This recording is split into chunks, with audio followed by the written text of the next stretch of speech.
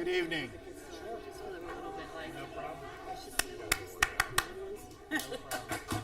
Always works, always works.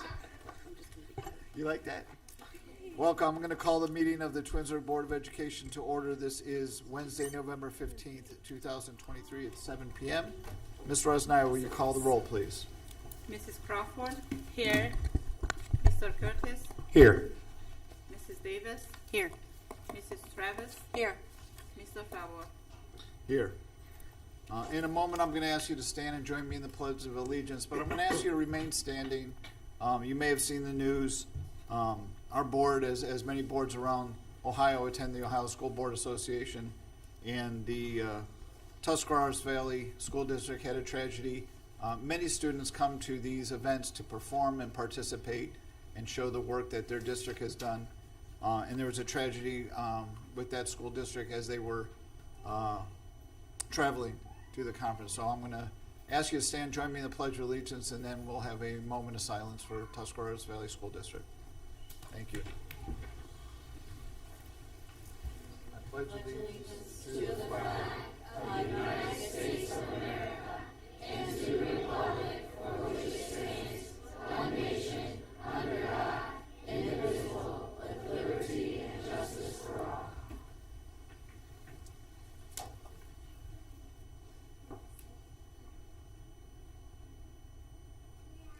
Thank you.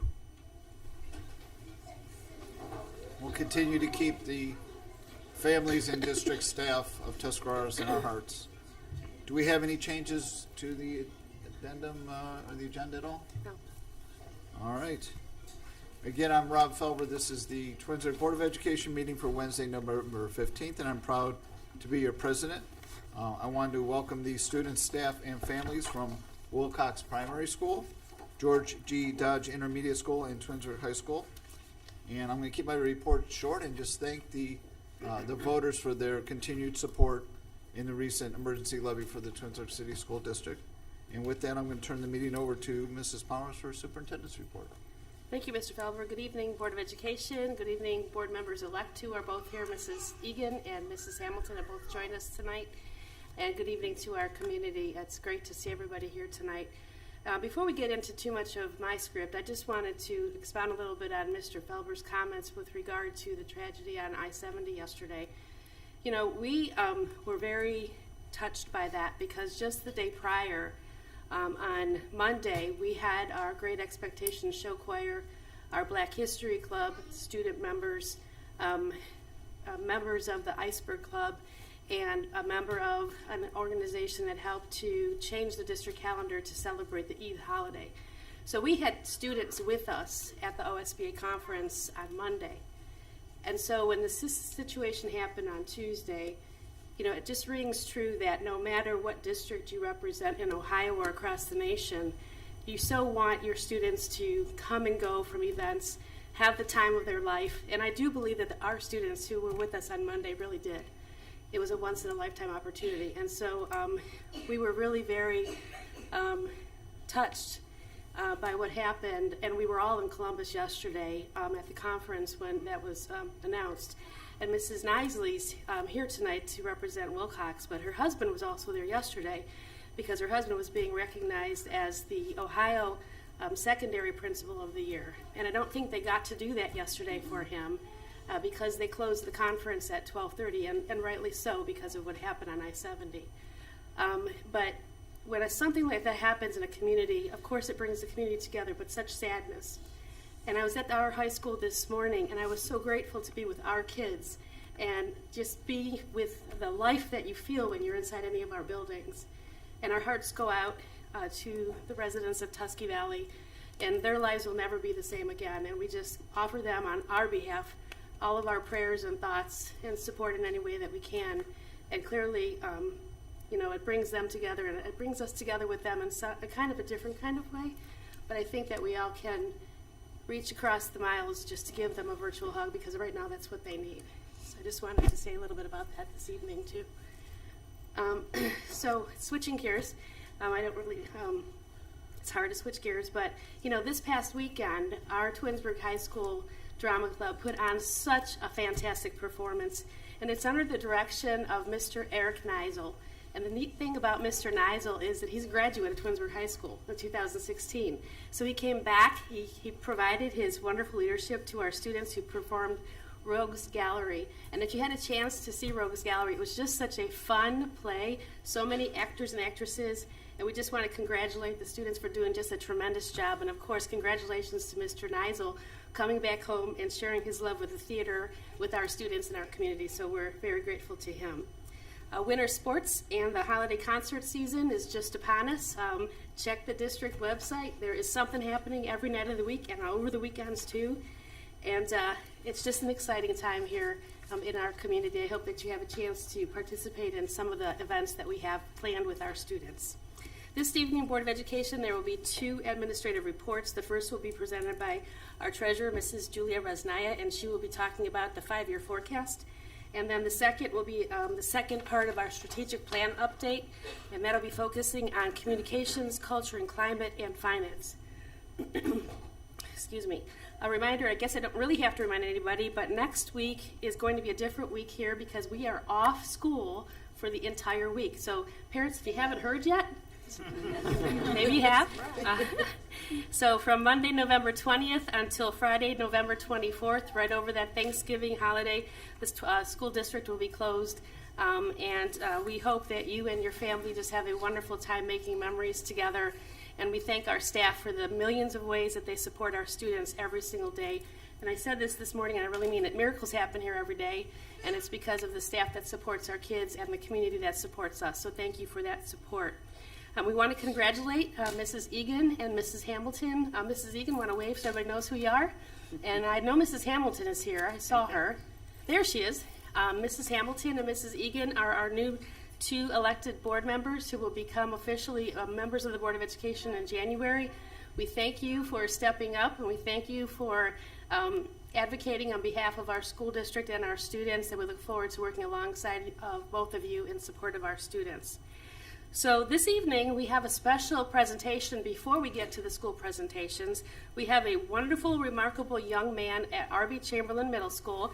His name is Matthew Holdford. He's a 7th grader, and he's here to receive a special proclamation tonight from Mr. Felber. So Matthew, why don't you come on up?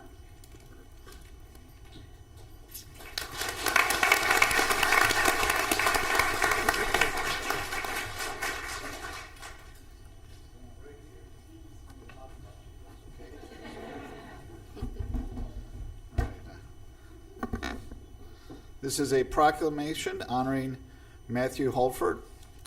Whereas Matthew Holford is a 7th grade student at R.B. Chamberlain Middle School in Twinsburg, Ohio, and whereas Matthew launched his own business called Made with Heart, which sells bookmarks and gifts tags made from greeting cards, and whereas 50% of the sales from the business benefit the Humane Society of Summit County, and since 2020, Matthew has contributed nearly $2,000 to the shelter and has provided life-saving resources to dogs, cats, and other animals in need. And whereas on Saturday, August 26, 2023, Matthew was recognized as the Humane Society's 2023 Animal Hero of the Year for his efforts to support the shelter.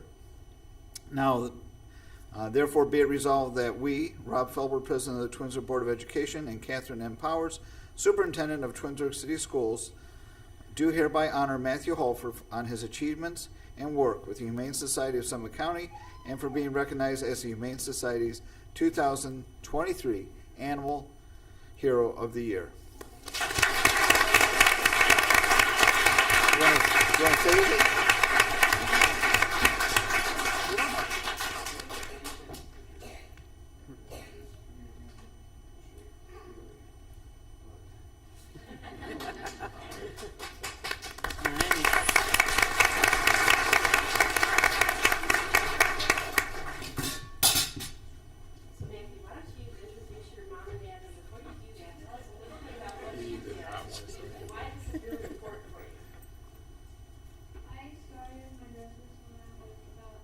Old, and I've been able to reach about over $2,000 in money, and I've donated 50% of my profit to the Humane Society of Summit County, and I had the opportunity to be the Animal Hero of the Year for Summit County, and I got to go to an event and receive an award.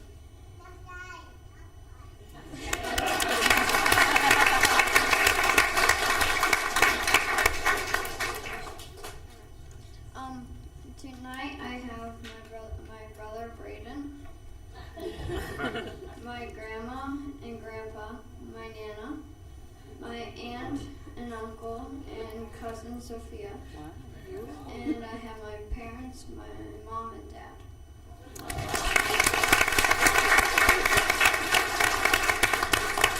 We are super proud of you. Anytime we can celebrate the success of a student is a great day. You've made it a great day here in Twinsburg today, so thank you very much.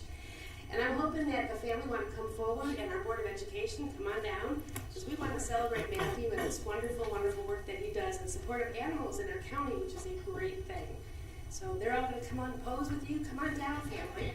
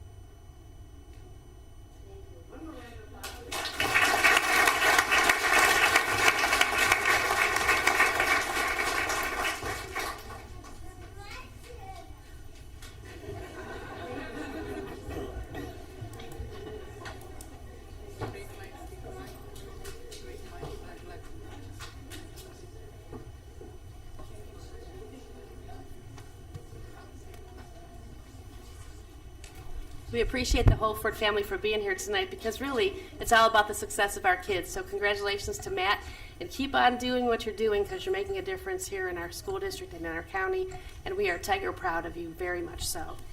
All right, so now we're going to switch gears and we're going to ask Mr. Scott Asti, our assistant principal from Wilcox Primary School, to come on down. We have a lot of great tigers from Wilcox that we want to celebrate this evening.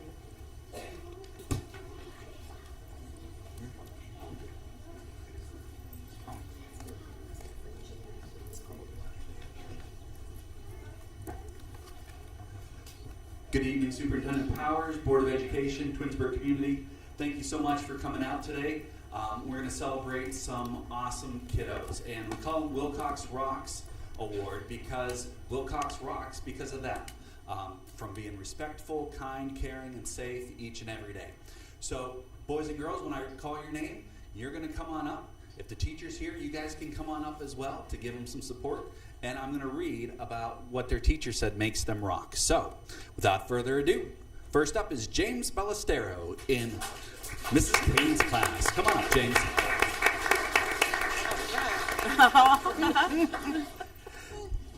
James is being nominated because he exemplifies the character traits of an amazing citizen. He's not only academically capable, but he shows good character daily. James uses his manners and is respectful to everyone when he speaks. Everyone who knows James will agree he is a perfect recipient of this award. James Ballestero.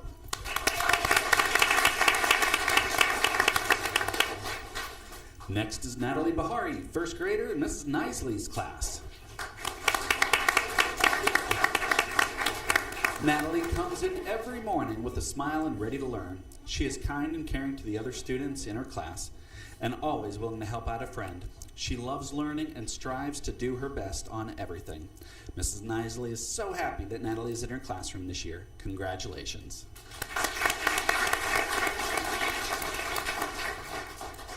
Next is Harper Hoon in Mrs. Littler's class. Harper is a very sweet and respectful girl to her friends and teachers. She is eager to learn new things and is excited to participate in the lessons. She comes to school with a smile on her face. She is a leader in class and loves to help when needed. Keep up the great work, Harper.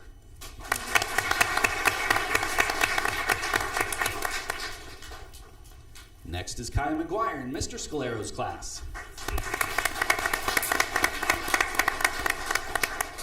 There are many reasons that Mr. Scalero nominated Kaya for this award. Although she is new to our district, she has done an amazing job fitting in and adjusting to the differently structured school. She's a very hard worker and always participates in class. She is a good friend who is always smiling and willing to help her classmates. Keep up the awesome work, Kaya. You are what makes Wilcox rock.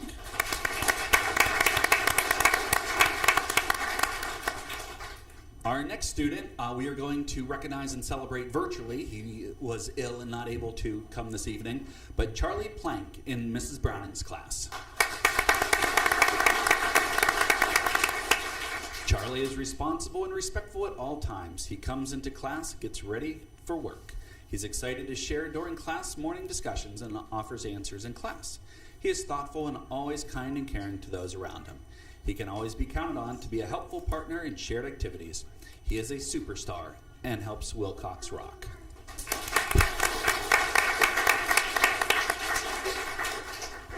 Next is Kyle Storm in Mrs. Scalero's class.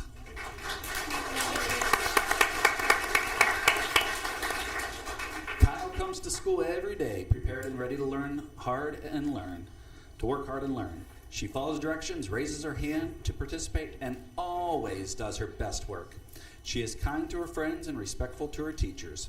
Mrs. Scalero is so very proud of Kyle, and Wilcox rocks because of you.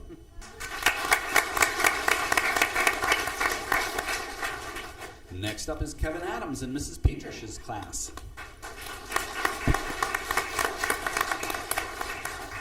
Kevin is a kind and caring student. He loves to make friends and is always willing to lend a helping hand to friends in need, including his teacher. He is working hard in the classroom and enjoys participating in all the activities. He always has a story to share and is a joy to have in class.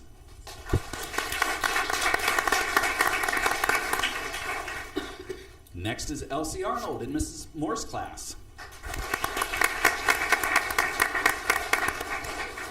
Elsie is kind and very respectful. She will help out whenever she is called on. She consistently demonstrates being safe, responsible, and caring. Mrs. Moore says that it is a pleasure to have Elsie in class.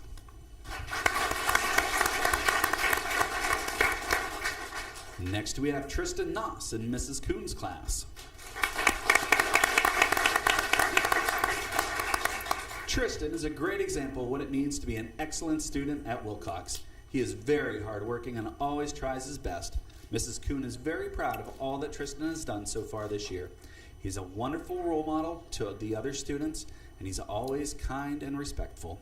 Tristan is why Wilcox rocks.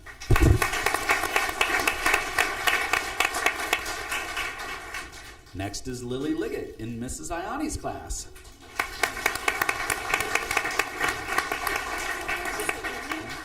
Lily is a wonderful little girl who comes to school each day happy and ready to learn. She follows the rules of the classroom at Wilcox. She always tries her best when doing her schoolwork. She wants to help others and is always very kind to her classmates and teacher. Lily is a joy to have in class, and it's an honor to nominate her for this award. Wilcox rocks because of you, Lily.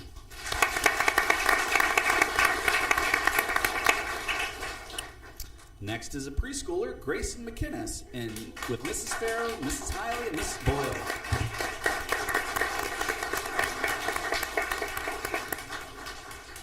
Grayson always wants to help out his friends and teachers in the classroom.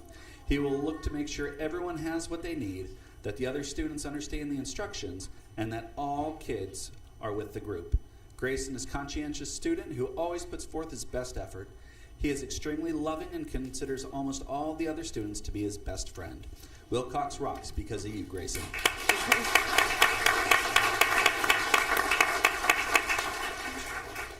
And last but not least, we have Navan Prajati in Mrs. Ligazinski's class.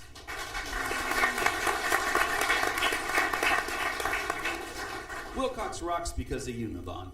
He shows much growth over the years at Wilcox. He works hard to show what he knows by participating in games and activities with his friends.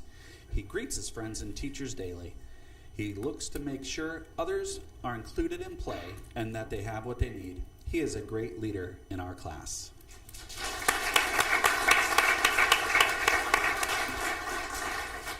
So boys and girls, you're doing a great job already, but go ahead and hold those certificates up and look straight ahead. Moms and dads and grandparents, this is a great chance to get some pictures.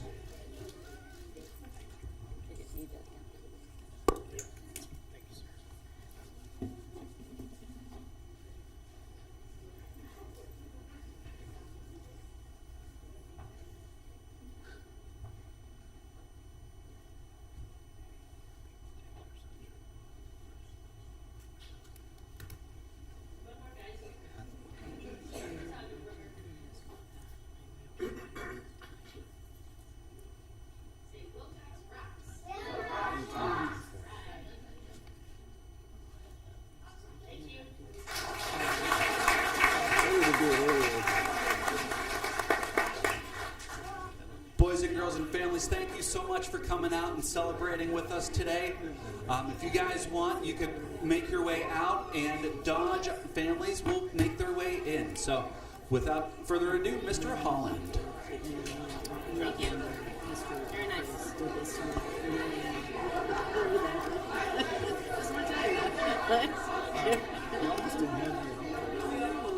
How long you gonna do without all of this? 2-year training period. I don't know either. Oh, look at this guy. Wow, we're looking great. Oh my God.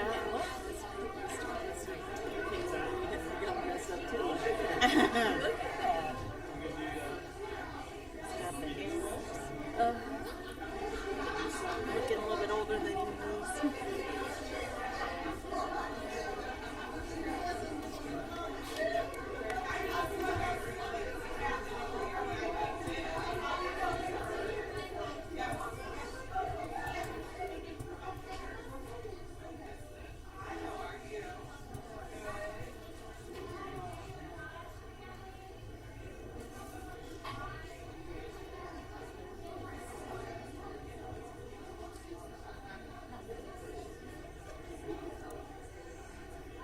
So good evening, everyone.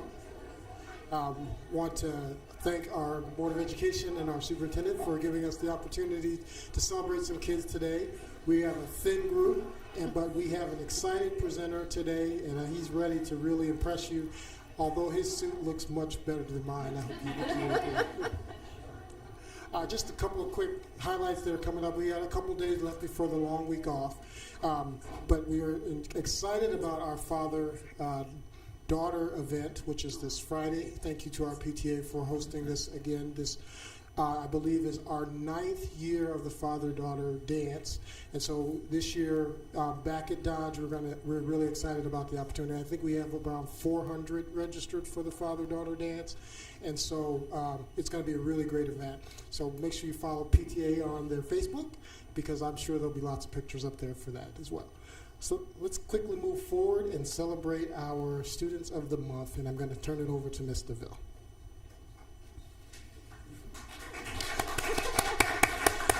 Good evening, everyone. I am Sierra DeVille. I'm one of the assistant principals, and I will be presenting with Mr. Landon over here, as one of our other presenters is unfortunately out sick. So without further ado, I'm going to hand it over to Landon to get us started.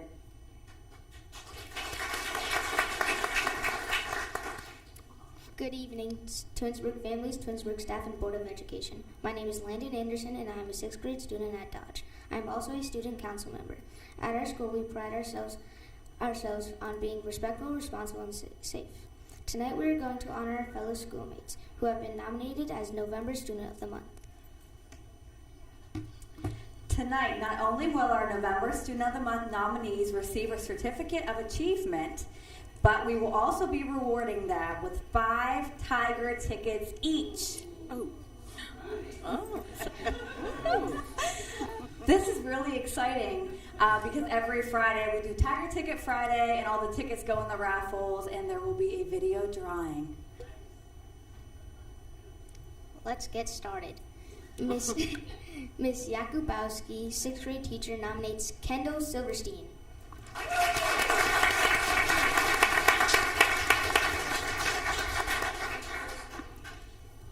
Kendall is an extremely hard worker. She comes prepared to school every day and is ready to learn. She is respectful and kind.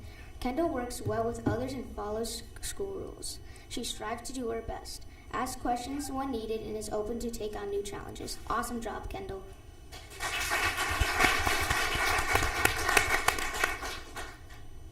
Mr. Krebda, 4th grade teacher, nominates Wiley Smith.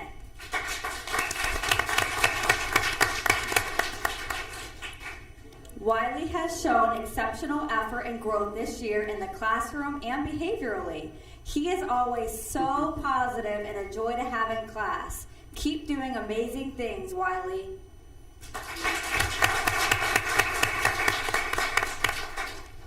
Miss Markula's 6th grade teacher nominates Brooke Reynolds.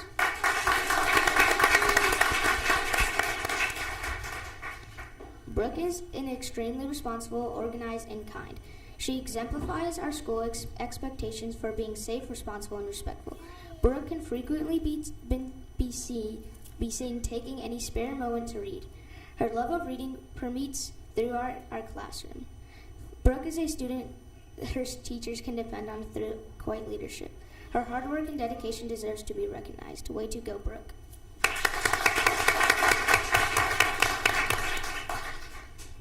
Next up, Mrs. Calv, 4th grade teacher, nominates Miles Simmerton.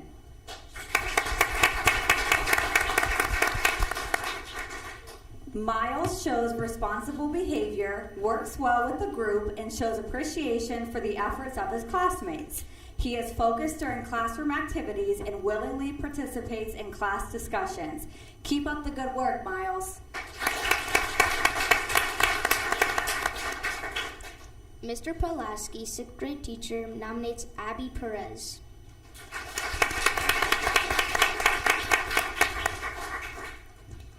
Abby is a leader in the classroom. She consistently models the characteristics of a successful student at Dodge Intermediate School for being responsible, safe, and respectful. Her teachers can always rely on Abby to make the right choice. Congrats, Abby.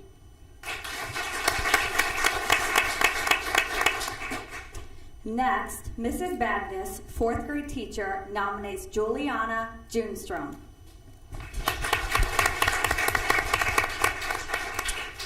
Juliana was nominated for Student of the Month because she is a hard-working student. She completes all of her work and puts her best effort into it all. Juliana seeks out help when needed and truly cares about her education. She is kind to her classmates and respectful to her teachers. Way to go.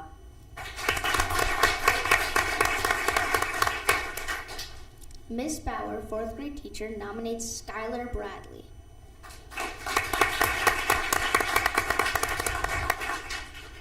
Skylar is a hardworking student and is a role model to her peers. She is kind and always willing to help others. Skylar always comes to class with a positive attitude and is ready to learn. She demonstrates being safe, kind, and responsible.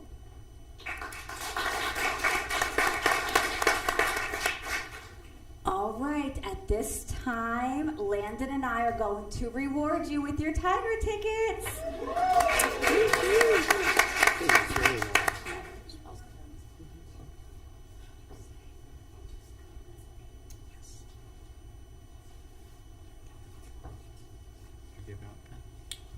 Give him a pen. Young man.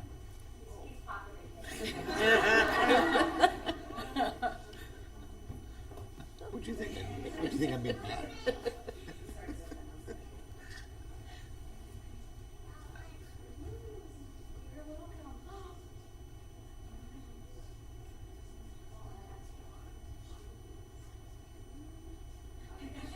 And at this time, if any of our Dodge teachers that made it out tonight would like to come up for some pictures with the kiddos, we would appreciate it.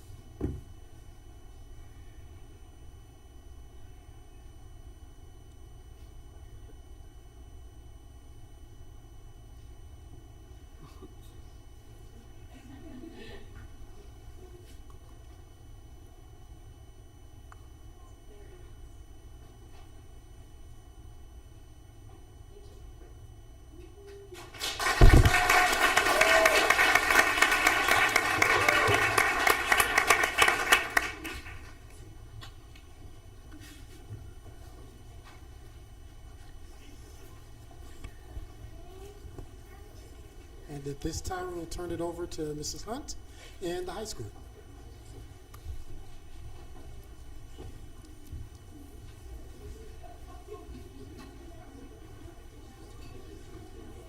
Good evening. Sure.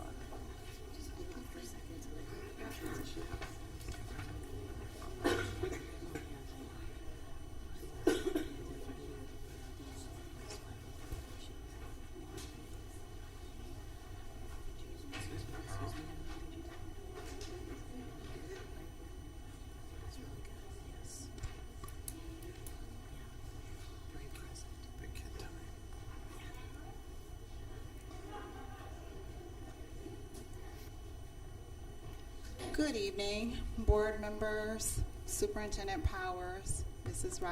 Rosnai. Did I get it right this time? You did. Yeah, okay. And Mrs. Powers, Superintendent Powers, and family and students, welcome tonight. It is my pleasure to introduce our students of the month for the month of November. So up first, when I call your name, just come on up, and I will say all kinds of good things about you. So first is Taya Bush. So Taya was nominated by Mrs. Grummett for just showing grit and volunteering to learn things even before she needed to learn them. And that is definitely a right choice, a responsible and respectful move on your part, Taya. I was telling Taya right before we started this evening that I would see her as I was working in the summer. She was walking to her summer job every day. And she is just a hardworking individual and someone that we are really, really proud of. Taya is of the class of 2025. And she says that her favorite class is environmental science. And her favorite teacher is Mrs. Kurt. And Mrs. Grummett, of course, who nominated her. Nice save. Her goals for this year are focusing on getting homework done, doing her best in every class, being more responsible and mature, if you can imagine that. She volunteers and gives food at the homeless shelter. And after high school, she plans on going to the National Guard or the Navy. She says that she might go to college. She's not sure where. She also plans on doing something with art. She would like to thank for supporting her family who is here, and her friends and her school. And with her tonight is her mom, Carrie, and her sister, Brittany. She also, we're super proud to say that she goes to CVCC for digital design and that she is the vice president of her class at CVCC. And she is also a local officer for Skills USA. So congratulations to Taya Bush.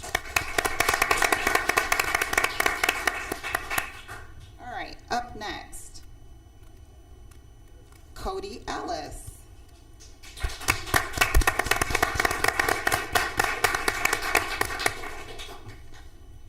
So Cody is a senior, class of 2024. He was nominated by Mr. Zoldos, that I have to pronounce very, very nicely. And he says that the growth that he's seen in Cody over the last several years has been phenomenal. He is still growing. However, I see a young man who has made great strides academically and is now having a positive influence on younger students and peers. I have heard great things from several teachers as well as those who have worked with him in his time in drama. Did you guys see him in Rogues Gallery just recently? Okay. Sorry. His favorite class is broadcast journalism, and he likes the work of putting it together and getting to see it in class. His goal for this year is graduation, period. He is an actor in drama club, and he hopes to continue his education at Marietta. He would like to thank the drama club members and everyone who helps put the news together.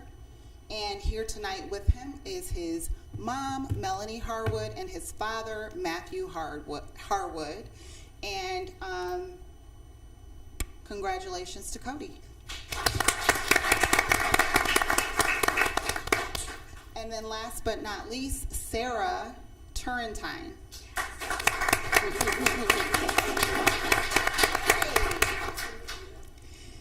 Sarah also was nominated by Mr. Z, and he says of Sarah, all of his interactions with Sarah this year have been wonderful. She shows a level of maturity and responsibility that is wonderful to see.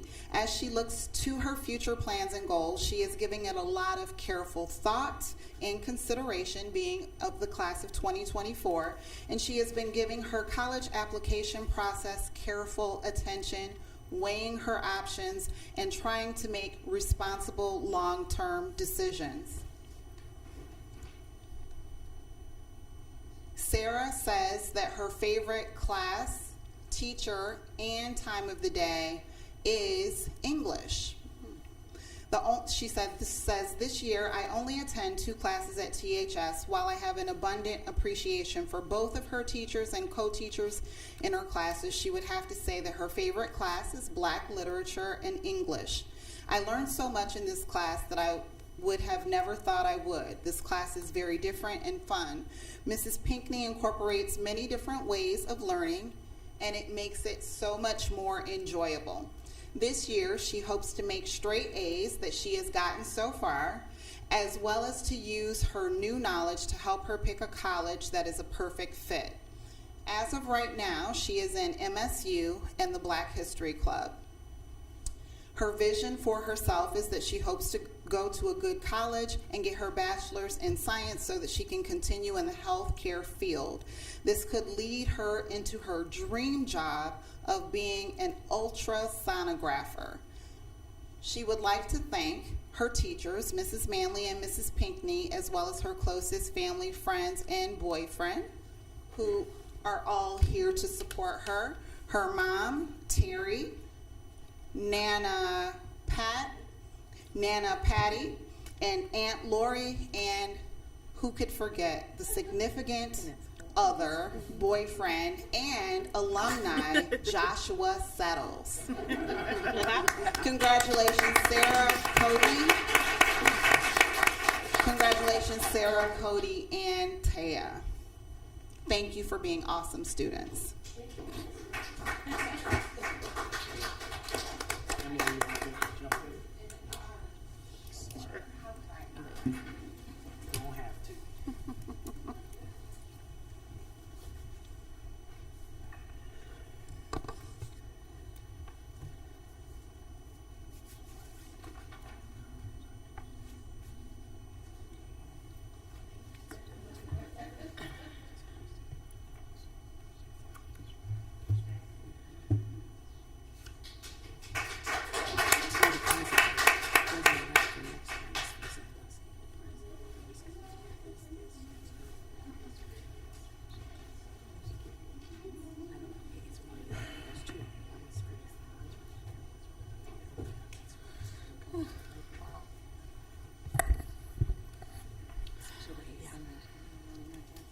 congratulations to all of our students who are here tonight, those who have already gone home for the evening.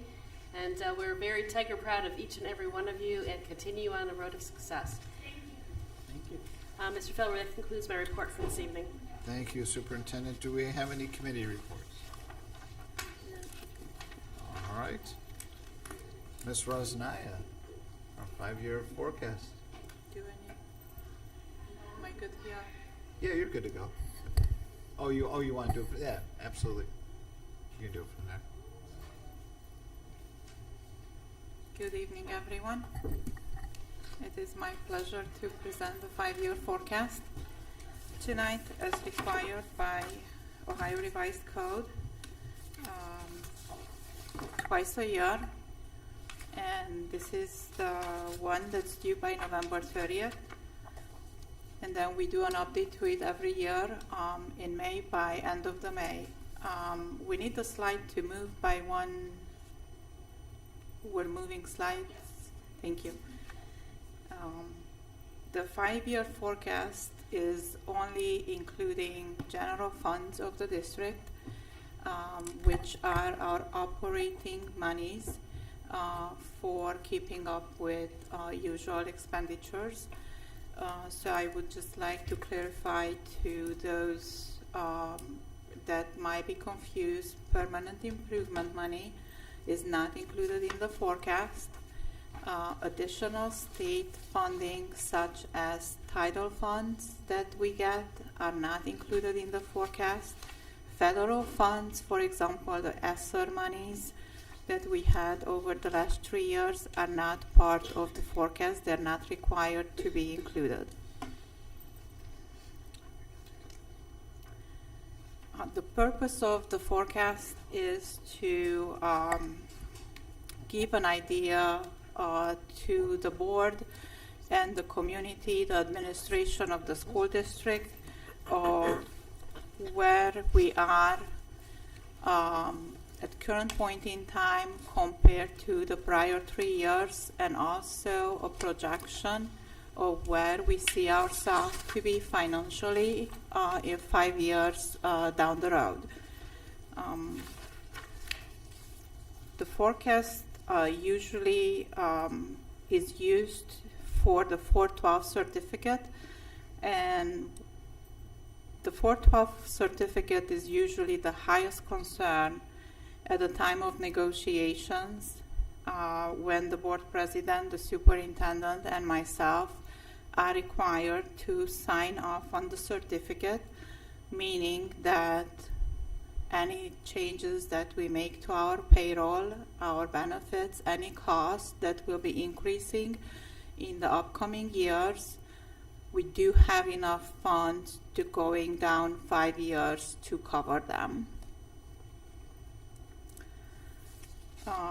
Another reason of the forecast is to provide a method for the Department of Education and Auditor of State to identify school districts with potential financial problems. And we unfortunately learned a lot about this past year when we received a letter from Department of Education Fiscal Oversight Committee as a result of last November's forecast submission last December. So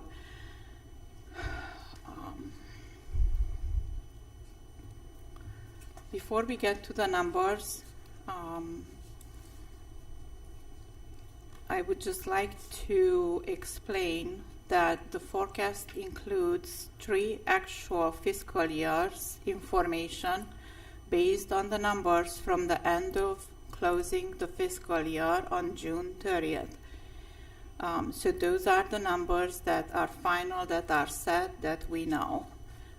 Then we have the current fiscal year based on what we already know and are able to project with our revenues, with everything that we learn from the state legislators, with any real estate changes as we have this year, from July to end of October at this point in time, because we already have October on the books too and closed.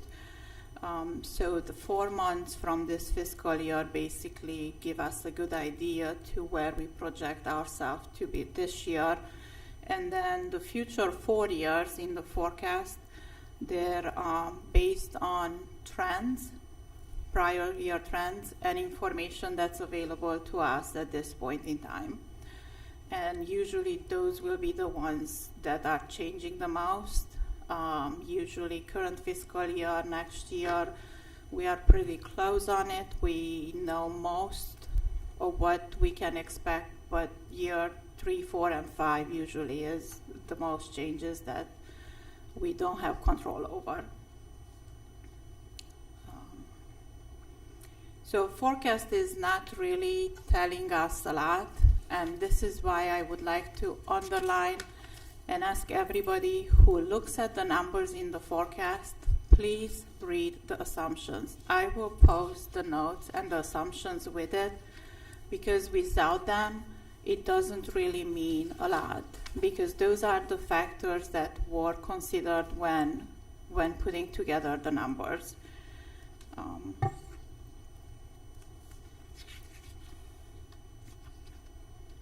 Five-year forecast encourages district management teams to examine future years' projections and identify when challenges might arise, and it helps us to be proactive in meeting those challenges.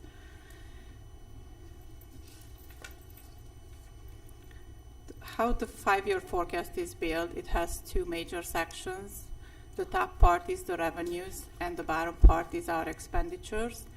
The revenues are made up of two major sources, local and state funds, and the expenditures are mainly salary and benefits, purchase services, supplies, and materials. A variety of events will impact the forecast, and circumstances are constantly changing, such as inflation, the state funding formula, which will be changing again next year, tax collection, real estate reappraisals and updates as we had this year in Summit County, state budgets adopted every 2 years, and interest rates that we're able to collect. So those are all factors either adding or taking off of our numbers. On the next slide, I have revenue and expenses showing in a chart just for an easy visual opposed to the numbers. The blue line represents revenues, the red line are expenditures, and the green line is ending balance. We all know that the district expenditures began exceeding revenues in fiscal year 20. The graph does include House Bill 33 current funding model for fiscal year 24 and 25, and the $6.2 million levy that the district just passed last week is also included, and a major factor in the positive cash balances of this forecast.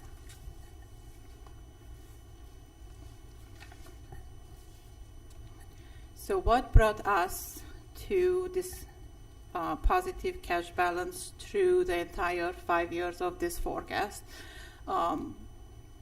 Multitude of different factors. They implemented the expenditure reduction plan from the spring of this year, which also includes increasing some of the revenue lines as we presented them with Superintendent Powers back in February, and they were implemented in May and throughout the summer of this 2023. The community passing the emergency levy on November 7th, again, is a huge factor helping our cash balances in this forecast. About $1.5 million increase in our state foundation formula that we just learned about with the October State Foundation, so it's very recent, but we are very excited about it. We are one of the school districts that was positively impacted by this later change in the formula. And additional revenues that our administrative team has worked very hard on together with the board to increase any of our receipts that is possible and available to us, such as the interest received in fiscal year 23 was over $874,000. That has no precedent in the district. Catastrophic costs, which we filed for the first time, over $260,000 revenue. And those are both included in the forecast. They do go into the operating monies.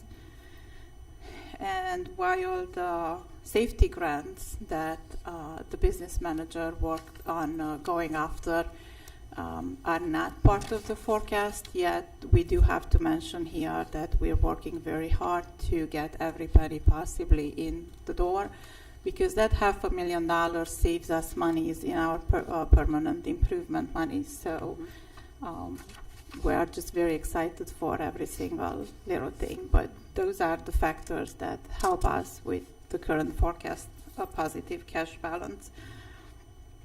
I feel like it was a very hard year with a lot of changes.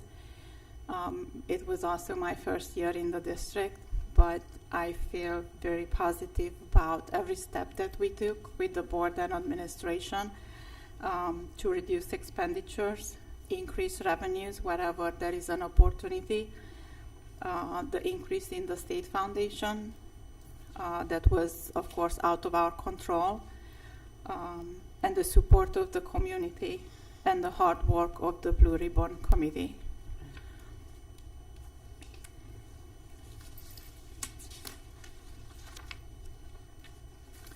The next page, I have a graph showing our revenue sources. So even with the $1.5 million more in state funding this year, fiscal year 24, the state of Ohio only contributes 21.06% of our revenues. So they still leave us basically to our local taxpayers for close to 80% of our support.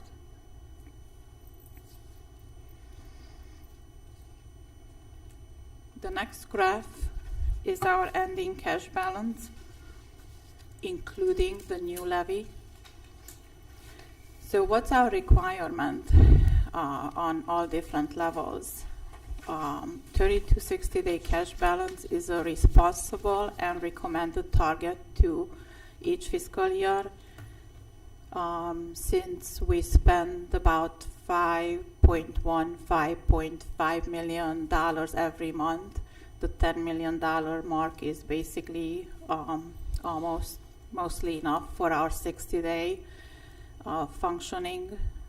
So that's our 60-day cash reserve. We cannot go under zero balance at any point in time. The Ohio state, the law will not allow us. That was the problem with the last year, third year in the forecast being negative. 30 days is suggested by the Department of Education and Workforce, and 60 days of cash balance or more is recommended by the Government Finance Officers Association.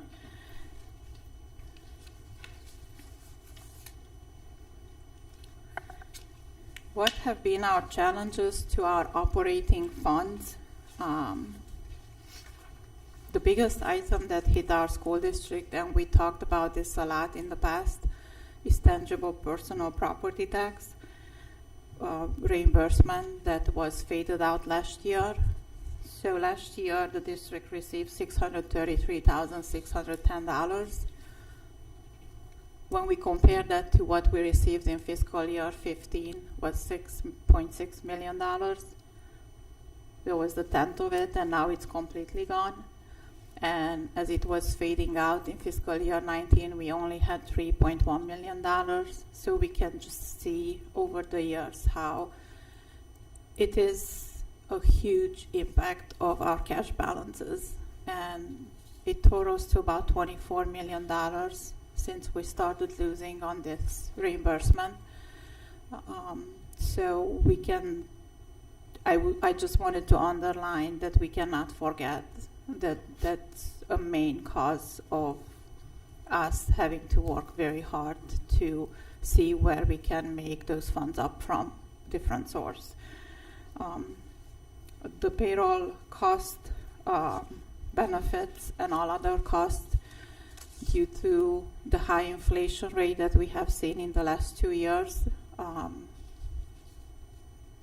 The payroll increase in the current forecast, I did not include any payroll increase past this year. I just want everybody to know, because that will be a major change in the upcoming forecast. I was not able to include anything because we don't have any negotiations past this fiscal year. We will start negotiations with both of our teams, the teachers and the support staff next spring, and since we don't have that, I cannot include them. Okay. It will be a major item probably in the May or next November's forecast. Benefits increase is included at an estimated 7%. For fiscal year 24, our increase was close to 8%, 7.9 something. So for the upcoming years, I included the 7% increase on the medical cost. And that's, again, a large increase compared to the prior years before me coming to the district. Medical cost increase used to be between 2 and 3%, and we used to get 2 months break, so to say, holiday from having to pay the medical benefits, and that's a huge line item for the district, as we are paying close to $1 million a month on the board's behalf for the medical cost. So I wanted to underline that the current forecast has a 7% increase on that.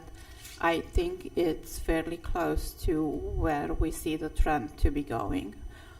I also have included just one holiday for this year and going forward of not having to pay the medical benefits only for 1 month, because this year we only received one payment holiday opposed to the past we had 2 months every year.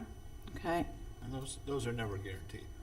They're never guaranteed, and that's why I'm going with the most recent trend. And Mrs. Powers and myself had a meeting with the superintendent from the COG from Summit County, and they have advised us that some districts have actually looked into financial problems because they have not included higher percentage or any percent of the medical cost increase. And when you're talking large numbers, they add up very fast. And then when you're looking at 4 or 5 years out, it also duplicates, triplicates, so it adds up very fast.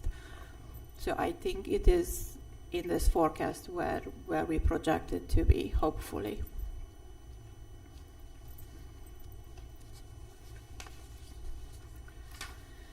A bar chart of our expenditures. Our wages are about 58.4% of our total cost. Our benefits are about 25.5% of the $58.8 million that I'm forecasting our expense will be this year, which is fairly close to what it was last year.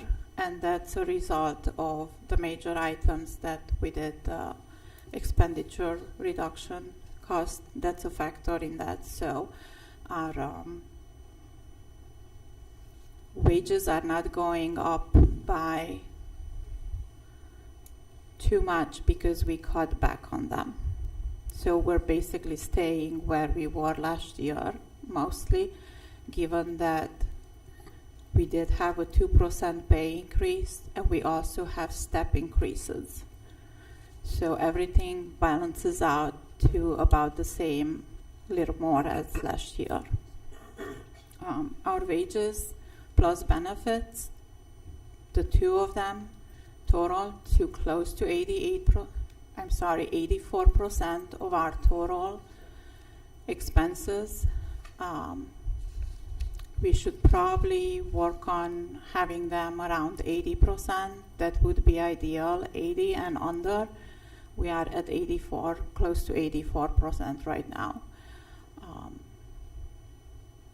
And we also have some additional wages included in purchase services line item, not in the payroll item, because we have some Education Service Center and City of Twinsburg employees working with our district.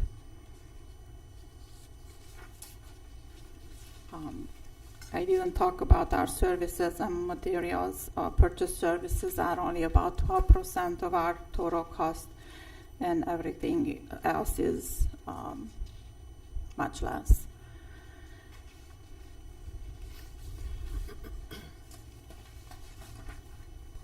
So the next slide shows our expenditures by object. Those are wages, benefits, purchase services, supplies, capital assets, and miscellaneous other objects. I am seeing a 4.9% expected increase on our expenses and a 2.3% average increase on our revenues for the next 5 years. Action steps that we probably want to think about going forward. We must stay with the course of the expenditure reduction plan. If we don't, it will have a major effect on our payroll line. Continue to do what we started doing since Maya and Mr. Strickland joining the district. Look into everything that possibly can be offset from permanent improvement money opposed to operating money, such as facility, transportation, and technology costs. So it leaves more money in the operating funds. And administration and the board to continue exploring ways for us to accomplish a balanced budget. Questions? That was my presentation. If anybody has any questions, if we don't have questions tonight, I will post this presentation and the forecast tomorrow on my page on the school website.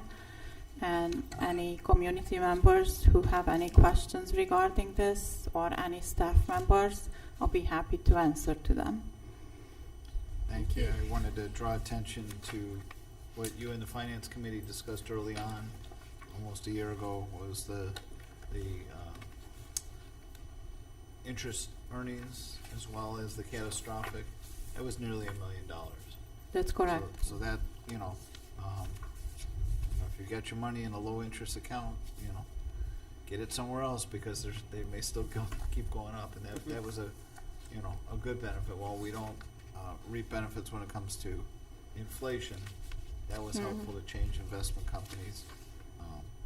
I think that was a big part of the positive, plus the hard work across the board that administration did, and then of course the community support. Yes. Other questions? I don't have any questions. I just have some observations. I'm going back to when we actually started deficit spending, and if people remember, this was right when the pandemic hit, maybe slightly before.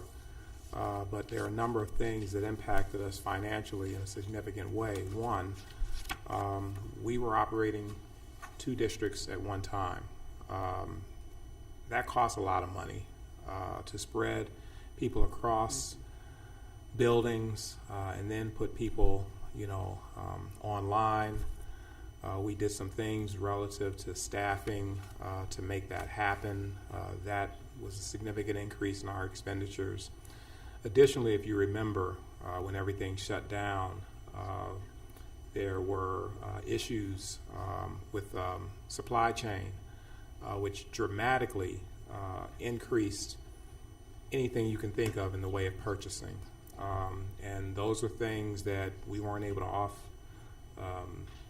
offset with additional, with other revenues. I mean, we got to have toilet paper. We got to have goods that we normally order, and everybody was paying through the nose with just basic things. Well, that's paid out of the general fund, not grant money. People want to focus on ESSER, and I think we leveraged every bit of ESSER that we could with ramping up and staffing and providing support to our students and our staff, but a lot of stuff we weren't able to use ESSER dollars for. Those are restricted funds for specific purposes which we are not allowed to use for certain things. So that which we weren't able to leverage ESSER dollars, it was general fund. So if you look back then, our cash balance was pretty healthy, but we had to hit it pretty hard if we wanted to maintain and sustain the integrity of our academic programs, and this is what the community wanted. I just want to remind people of that, and we were able to accomplish something that a lot of other districts around the region weren't able to do, and in fact, we were commended for our efforts in making the commitment to make sure that we were able to deliver what parents wanted, whether that be in person or whether that be virtual. And then when you look at ramping down, that costs money. We got to go back to brick and mortar, but we still, in some instances, we're still offering a virtual option. So I just want to remind the community that these were expenditures that impacted us in a major way before we got to where we are right now. And then, as Mrs. Rosnaya pointed out, the TPP, people want to talk about that. We've been talking about that for a long time. Well, yeah, we've been talking about TPP for a long time because we continue to be negatively impacted. And I'm talking, what is it, $500,000 a year or something like that at that clip. 24 million over 10 years. Yeah, but 24 million over 10 years. But it was a 10-year reduction of money that we used to get on a regular basis, and we weren't made whole for that. So you take that into account. In addition to every biennium, the General Assembly decides that they want to put in a different funding plan or mechanism. At one point in time, actually, probably the majority of the time that I've been on this board, we were capped. So regardless of how many students we had to educate, we only got so much money from the state. It's only recently that they implemented the fair funding model, which is a 5-year plan. Where are we in year 3, 2? 2. Yeah, we're in year 2 of a 5-year plan, and I'm not sure whether the General Assembly is going to honor that commitment for 5 years. We've managed to fight and claw and convince them to honor the commitment thus far, but it's every 2 years where they decide whether or not they're going to change the way they fund public schools. And from what I'm seeing, that they're sending $1 billion to private non-public schools, I'm not too optimistic that they're going to continue to honor that commitment. However, all of that directly impacts our operating monies.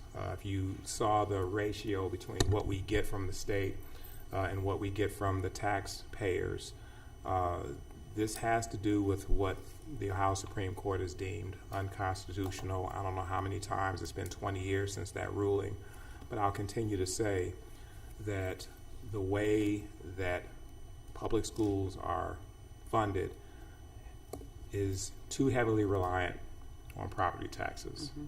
That's a fact, okay? And if you didn't see that pie chart, you really need to focus on the disparity in that pie chart, that how much this community has stepped up and continued to support this school district because we continue to deliver academically.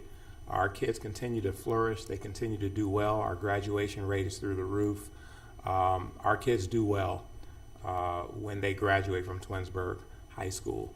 But there's a lot of things that are beyond our control in terms of mitigating the expenses moving forward, but we do the best that we can. And I commend the administration, I commend this board for making some very difficult decisions. We still got a hard road to go, but thanks to the community's support and continued support, we've been able to kind of extend that line out. As Marty used to have that graphic. Ms. Rosnai, she didn't use the graphic, but there's this guy that just pushes the line out. We continue to do that. That's the goal.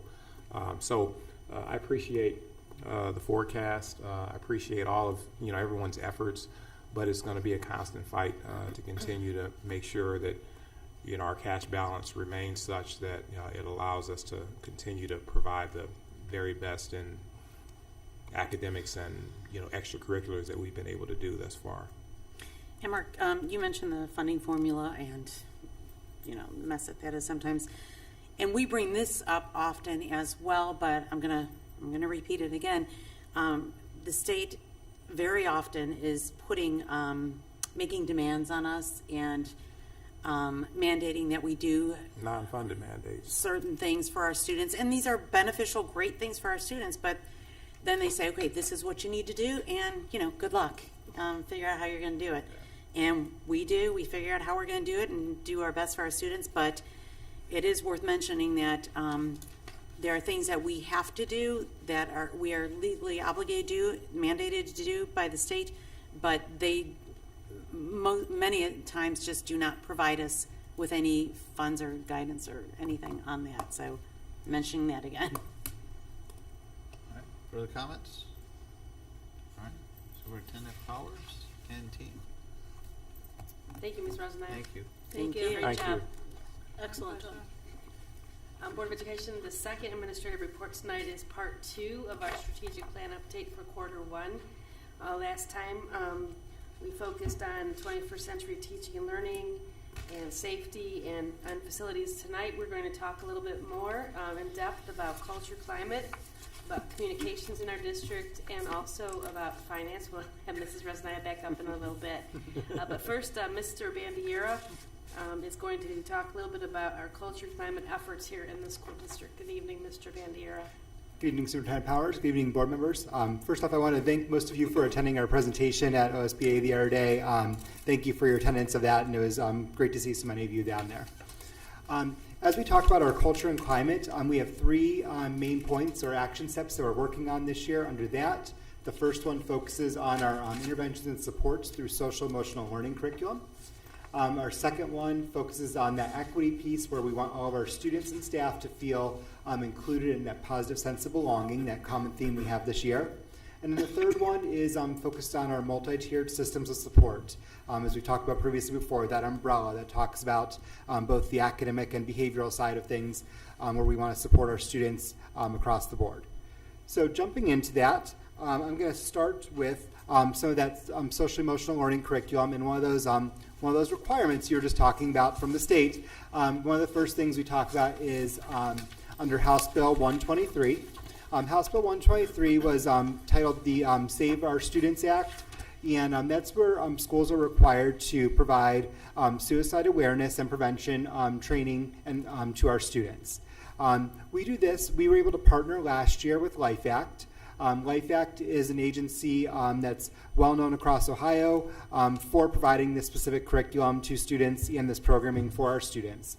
They come in, they provide licensed trainers who come in and provide this very specific, very intensive curriculum to our students in grades 6 through 12, and providing that to our students to make sure that they recognize some of those signs of suicide. And then there's a good follow-up with that. If the student, at the end of their presentations, students fill out like a little index card, just indicating if they have any questions or any thoughts or anything that they want to talk to someone further about. At that point, one of our school counselors or our Beachbrook counselors will step in and help out and assist those students and make sure they get connected with any services, along with communication home to families. So far this year, we've already had training through our grades 6 through 10. Grades 11 and 12 are scheduled here in the end of November, early December. And so far the training's been very beneficial with our students. We've had a number of referrals and been able to connect a lot of our students with that Beachbrook staff. So something we're continuing to work on. Another Senate bill, bill is under Senate Bill 288. And this one's a little bit interesting. This one's a little new for us, so we're still kind of working our way through this. This one requires school districts to provide instruction on child sexual abuse prevention to students in grades K through 6, and dating violence prevention and sexual violence prevention to students in grades 7 through 12. As you can see, they're starting at kindergarten level, and those are some big topics for kindergartners to take on. So we're really digging through this in our administrative team and our weekly meetings, trying to find the best way to deliver this to our students in an age-appropriate way. You want to present this to our families and our kindergarten families all the way up through our seniors in an appropriate manner. I have a kindergartner, and it's one of those things that I wonder about how I would discuss those things with him. So. Something we're continuing to look at. We also have to, there's a in-service piece that we have to talk about to our school personnel too, that they're recognizing the signs of child sexual abuse as well. So that's something we're continuing to look at. On a different note, a very positive note, I will recognize that we've shared previously, but all of our buildings were awarded the PBIS award. PBIS stands for Positive Behavior Intervention Supports. And last year, there was a lot of work done by our buildings, and we are very proud to say that we found out earlier this fall that all 5 of our buildings were recognized as a PBIS award-winning schools. Wilcox was and Twinsburg High School were awarded the Bronze Award. And the Bronze Award really focuses on, are you providing those Tier 1 interventions, those universal supports to all students from that behavior standpoint. If you walk through any of our buildings, you'll see a lot of these signs up around the hallways. You'll see signs reminding students, not in a negative way, don't do this, don't do this, don't do this, but in a positive way. What's the expected behavior when you're in a hallway? What's the expected behavior when you're in a bathroom? What's the expected behavior when you're in that classroom setting? So that's what that Bronze Award focuses on. Our Tier 2 or Silver Award winners were Samuel Bissell Elementary and George G. Dodge Intermediate School. Tier 2 means that you've already accomplished that Tier 1. You have those Tier 1 supports in place, but then you've added that extra level of support, those Tier 2 supports, which focus a little more specifically on students that might need a little extra help with that behavior support. And then we are very proud of R.B. Chamberlain Middle School. R.B. Chamberlain was awarded for the 3rd consecutive year, I believe, the Gold Award for PBIS. And the gold is the top as they go. If there was a platinum award, I'm sure they would get it. But they are the Gold Award winning school and recognized around the state as one of those few schools that made that Gold Award for providing all 3 levels of support. That Tier 1, that Tier 2, and then very targeted for a very few number of students, but that Tier 3 support for our most intensive needs students. So we're very proud of those schools, and they'll be recognized a little bit later on this school year to get their actual awards. I wish they were gold medals, so we've got to work on that. So, and I'm going to turn it over to Mr. Holland, who's going to talk a little bit about how PBIS is spread around George G. Dodge Intermediate School.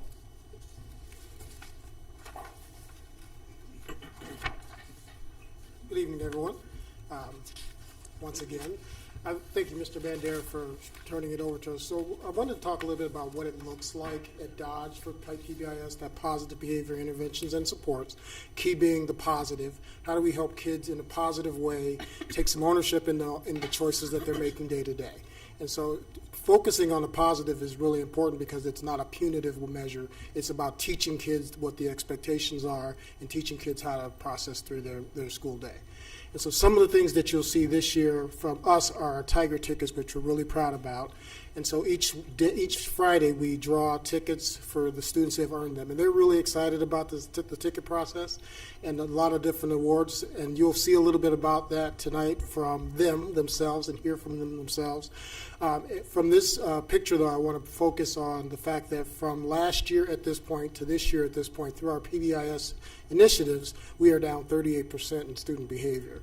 And so when done properly, we think it's a really impactful way to help kids have ownership in the building. And part of that is having kids feel like they are part of that fourth, fifth, and sixth grade school community. They feel connected. So you're going to see a little bit about one of our big initiatives that's coming up, which is our student versus staff basketball game. But they'll tell you about it much better than I will. So let's see a short video from our sixth grade students at Dodge.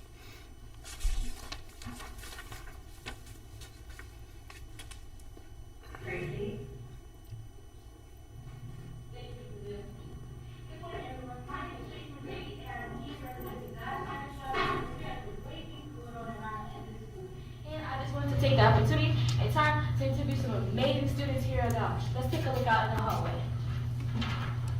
Would you guys like to be interviewed? Let's ready. Come on.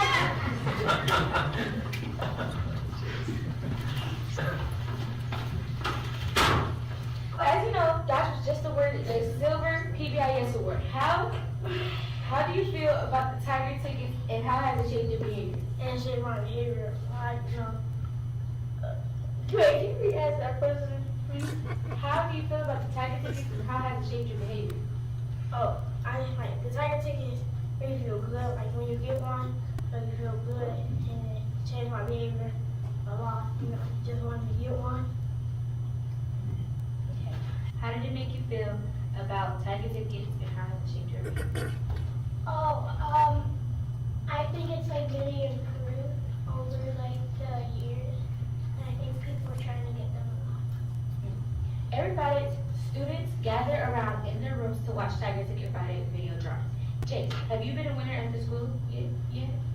Yes, Tracy. Thanks for asking. No problem. How is that? Shocked and excited. Well, I think you again. David, what are some things that you have done around the building to earn Tiger tickets? Help my teachers do stuff, even when my principal was like, they need me for something. I'm always gonna say yes, they need me. You sound like a very nice person. Liz, what about you? I make sure we're quiet in the hallways and we don't disturb other students for their work, and I pick up trash that it needs picked up to me, and I line up at recess. You sound like a very kind student. Yeah? Okay. I'll tell them. Actually, I just got the word that there's going to be a huge game in December. What's going on with that? Who told you that? Nobody called. Oh, well, this concert, let me explain. There's this big game, the big game is the day before our winter break. It's called Students vs. Staff Basketball Game. Well, how do you get into this big game, David? You can't have no D's or F's, no major referral, and only one minor referral. Well, do you want to go? I do. Do you want to duck on it now? EBERYVODY. Wait, what? Everybody. Well, thanks for joining us on DSC News. I'm Tracy McGrady. Back to you, Mr. Bill. So just to help set this up, one of the things that the students did was they presented at our strategic plan committee at Dodge. And so they were actually doing this live in front of some adults that they have never met, including our superintendent. So they were really nervous about it, but they did a really nice job. A couple things that they talked about are the Tiger tickets. We pull Tiger tickets every Friday. We do it live through our Friday announcements so the kids can see who wins. They also, the kids who earn Tiger tickets have put them in what Tiger ticket boxes. The Tiger ticket boxes were created by our students. So we're trying to, again, have that buy-in and that piece where they're all connected to the process. The students help pull the tickets. The whole staff helps pull the tickets. And so there's lots and lots of opportunity for, the students to connect to the process and help them make great choices. So as we come to the end of my part, I know you're wondering one thing. This student versus staff basketball game. Who's going to win it? And I'm going to leave that to this next video.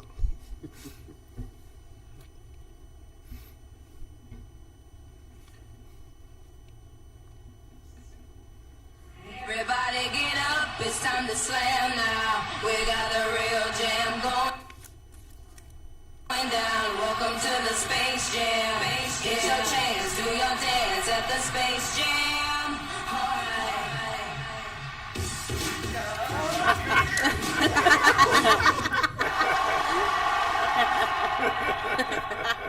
The training. Ooh.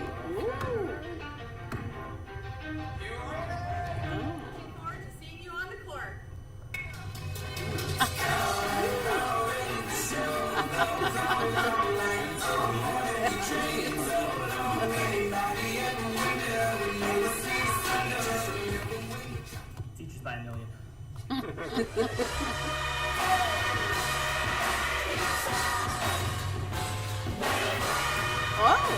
Wow. Just get ready for the student versus staff basketball game.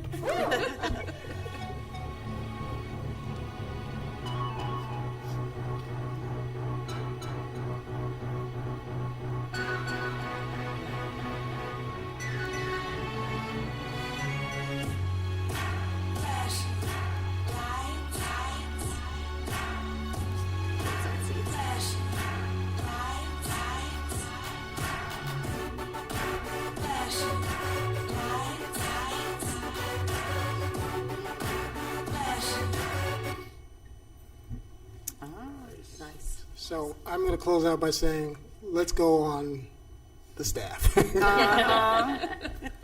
Howell, I Bender. just want to say, as soon as that came out, my son came home like, there's going to be a game. Like, he was so excited. Very cool. I'll have to follow up that now. But, in preparation for that, we want to make sure our staff is well. So I want to talk about some of our staff wellness initiatives that we've been working on this year. So one of our goals this year is really to focus on, the mental health and social emotional health of our students, but also our staff. They're important, we're one of the third largest employer in Twinsburg, correct? So I want to make sure we're focusing on making sure our staff is well. So some of the things that we've done this year focusing on that include we hosted our flu shot clinic back in September, where over 115 staff members received their annual flu shot. We have a COVID booster clinic coming up here in December. Mr. Mark Bindis, if I think you guys hopefully get them too, but every Monday there's the Monday Morsel emails, which are really good and make me feel bad about the burger I ate on the way over here. But the Monday Morsel emails are great little nutrition tips that Mr. Bindis sends out every week to focus on ways to kind of increase your healthy eating and healthy appetite. And then on November 7th, on Election Day, just last week, we were able to host a wellness activities prior to the start of our curriculum day. Staff participated in activities prior to the start of that day. Some of the examples included nature walking, turkey bowling, dodgeball, pickleball. Pickleball was signed up in 2 seconds. I would try to sign up for it, and it was already too late. And then some mindful coloring and some other activities as well. So on the next slide, we have a couple pictures of that, where our staff was participating in that and getting ready, especially our Dodge staff, making sure they're pumped and ready for that basketball game coming up. So, and then Mr. Bindis' Monday Morsels right there. And that concludes our presentation on culture and climate. Mrs. McKinney is going to come up next and talk to you about how we're communicating with our greater school community. Great, thank you. Thank you. Thank you, Ryan. Good evening. As part of the communication strategic plan, we have some action steps. During the 23-24 school year, the Twinsburg City School District will develop and implement a process to communicate to the greater school community in a coordinated, strategic manner. We will re-engage and gather feedback from community members regarding the Tiger Legacy Project. We will continue to engage the Equity Steering Committee in further developing the Equity Implementation Plan and involve stakeholders in its implementation. The next slide will be various examples of how we communicate with our community. A great majority of our community members do not have students in our school district. Consequently, it's very important that we continue to push out information so that they know all the great things that we're doing in our schools. And this is a variety of ways in which we do that. We have our superintendent's newsletter, we have our calendar, we have our quality profile, and also our weekly newsletter from the superintendent as a district communication. In addition to the district communication, all the buildings are pushing out information as well. And what we are trying to do is not have our parents be overloaded with information all at the same time. So we're trying to come up with a strategic calendar or schedule, I should say, for our information. So the district weekly newsletter goes out from our superintendent on Sunday mornings at 11 a.m. And then Twinsburg High School has a Tiger Tribune for their parents, and that goes out Monday morning at 6 a.m.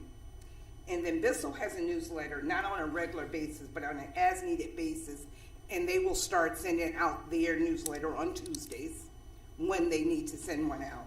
Dodge's quarterly newsletter will go out on Wednesdays. RBC has a newsletter, what they do on as needed, and when they send theirs out, it'll be on Thursday. And Wilcox will then take Friday. So we're just trying to reduce some of the information overload and have it be strategic. Also, another way in which we're trying to communicate with our community is we had a community meeting, which was an update, basically, to share with our residents what's going on in the schools and how we're charting the path ahead. And that was on Wednesday, October 25th, at the Twinsburg High School in the LGI. We also took our show on the road and shared our update and path ahead with the seniors at the Twinsburg Community Center on October 26th.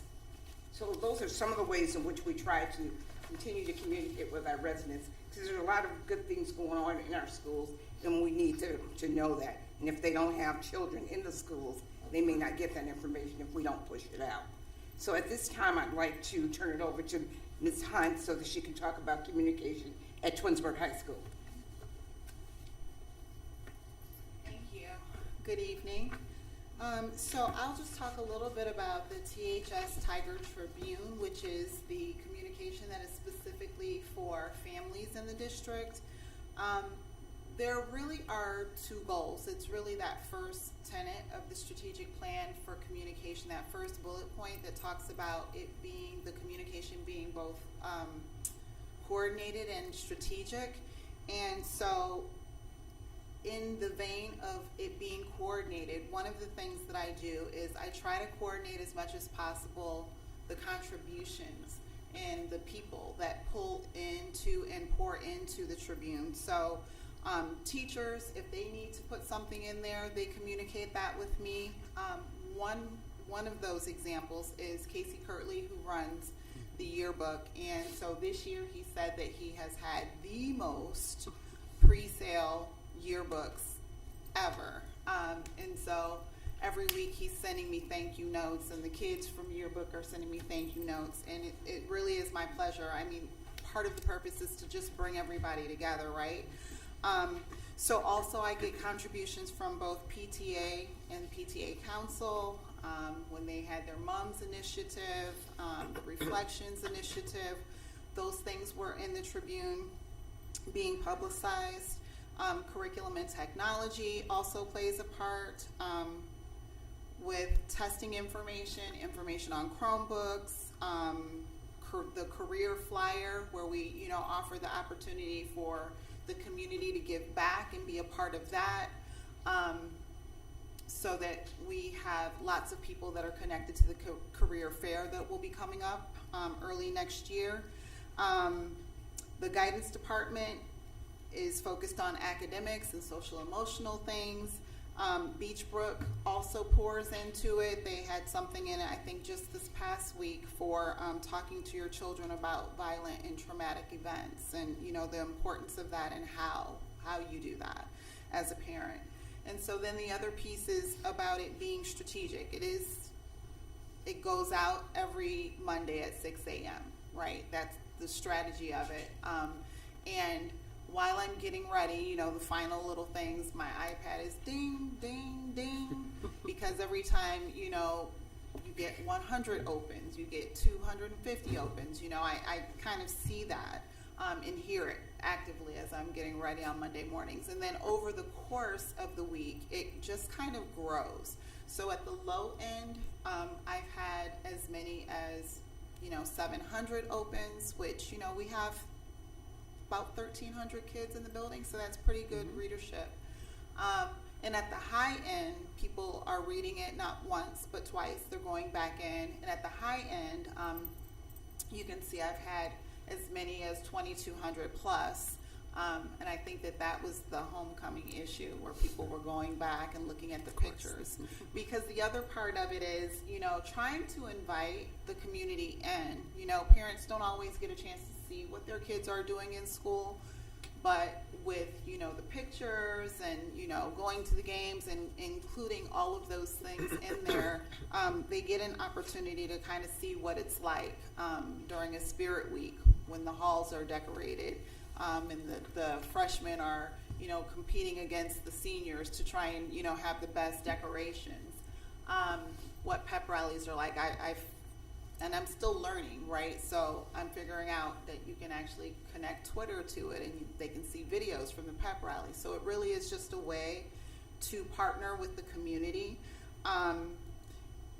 The table of contents, I think, also kind of helps people to navigate it pretty quickly, to look for the things that they need. So it usually starts out with the important news to know, timely information, stuff like, when the seniors needed to have their vaccination by a certain time, highlighting the great things that students and staff are doing.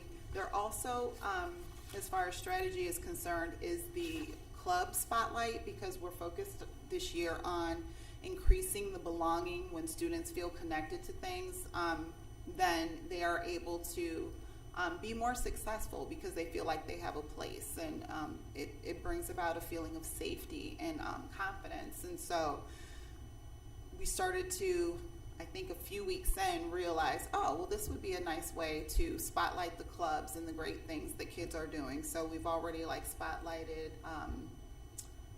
Iceberg and Great Expectations and the art club and those things. And then I think another thing that they like is the upcoming events, to populate their calendars. This is what's coming up this week, and then this is what's coming up a little bit later.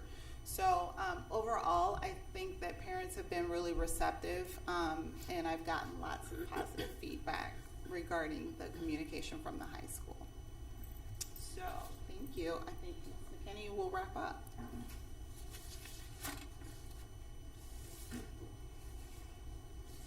One of the action steps that's not really on part of our goal for this year is the social media. And the reason it's not there is because it's become such a part of our fabric. We don't have to have an action step for that. And we do have an X account, Facebook account, an X account, and an Instagram account. And some of the key takeaways for social media analytics, the metrics are up across the board. This is indicative of the continued growth and consistency being rewarded on the platforms. The one outlier is X growth is exceptional in our district, but the trend out in the world for X is decreasing. So Twinsburg is increasing, and that's something for us to continue to keep an eye on. Received the messages spike with content flow. This means we have an engaged audience. Consistency and quality content is being rewarded. Impressions, engagements, reach, and top performance. Facebook is the dominant platform for us and should continue to drive strategy and efforts to reach a wider audience. An area of growth for us is video content, and we are addressing the video content with a new program that is totally student-led. It is the Eye of the Tiger, and we will be using videos to highlight staff and students. And again, this is all student-produced, student-led. So I'm going to share with you an example of one of our first installments of the Eye of the Tiger. featuring one of our bus drivers, Amy Lindis.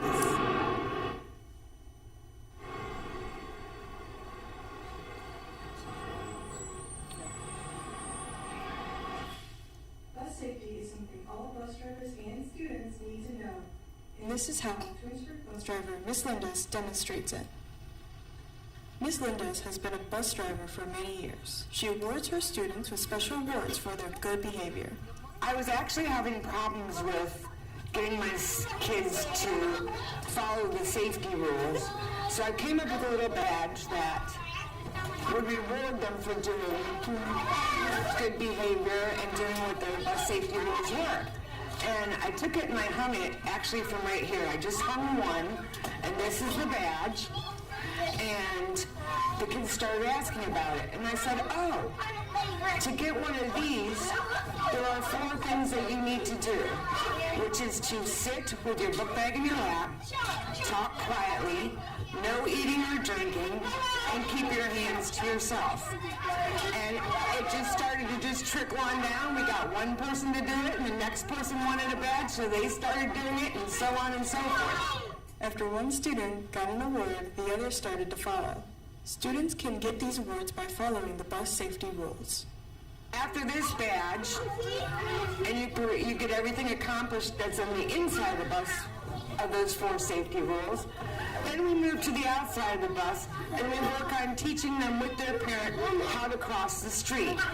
When they learn how to do that, this is the certificate they're going to get. It's got a spot for their name and the date they did it, and the driver can just write down like a simple message like they did a fantastic job or whatever. Over here there's a little space for the bus number they rode. So I think it's a really good reward program. Students absolutely love the award system, and they love Miss Linda's just as much. What do you like about your bus driver? That she can drive us home safely. What do you like about your bus driver? She keeps us safe. We hope that Miss Linda's keeps up the good work to help students learn bus safety. Remember to always thank your bus driver for getting you to school safely. Reporting for Eye of the Tiger, I'm Rachel Robertson. So again, I know that our area for growth will be met as we continue to upload videos from the Eye of the Tiger. And again, I want to emphasize that it's student-led and student-produced. Most of our top-performing hosts have high-quality images paired with compelling stories. Quality content drives engagement, growth, and reach. That's what being on social media is all about. So we just have to keep up the good work with our social media initiatives. Another action step for communications is the community engagement as it relates to the Tiger Legacy Project. And this will continue once the district receives its facilities assessment data from the OFCC. Last but certainly not least, the Twinsburg City School District Equity Steering Committee is looking at the strategic plan, all aspects of it, through the lens of equity. The committee meets monthly. We started looking at 21st century teaching and learning, and Jen Farthing, our Director of Curriculum and Technology, spoke at the November 6th meeting. And she shared the local report card update with the committee, subgroup performance data with the committee, and gifted identification also was discussed at that meeting. Our next meeting is January 10th, 2024. And that concludes the communications portion of this presentation. I'm going to turn it over to Ms. Resnaya.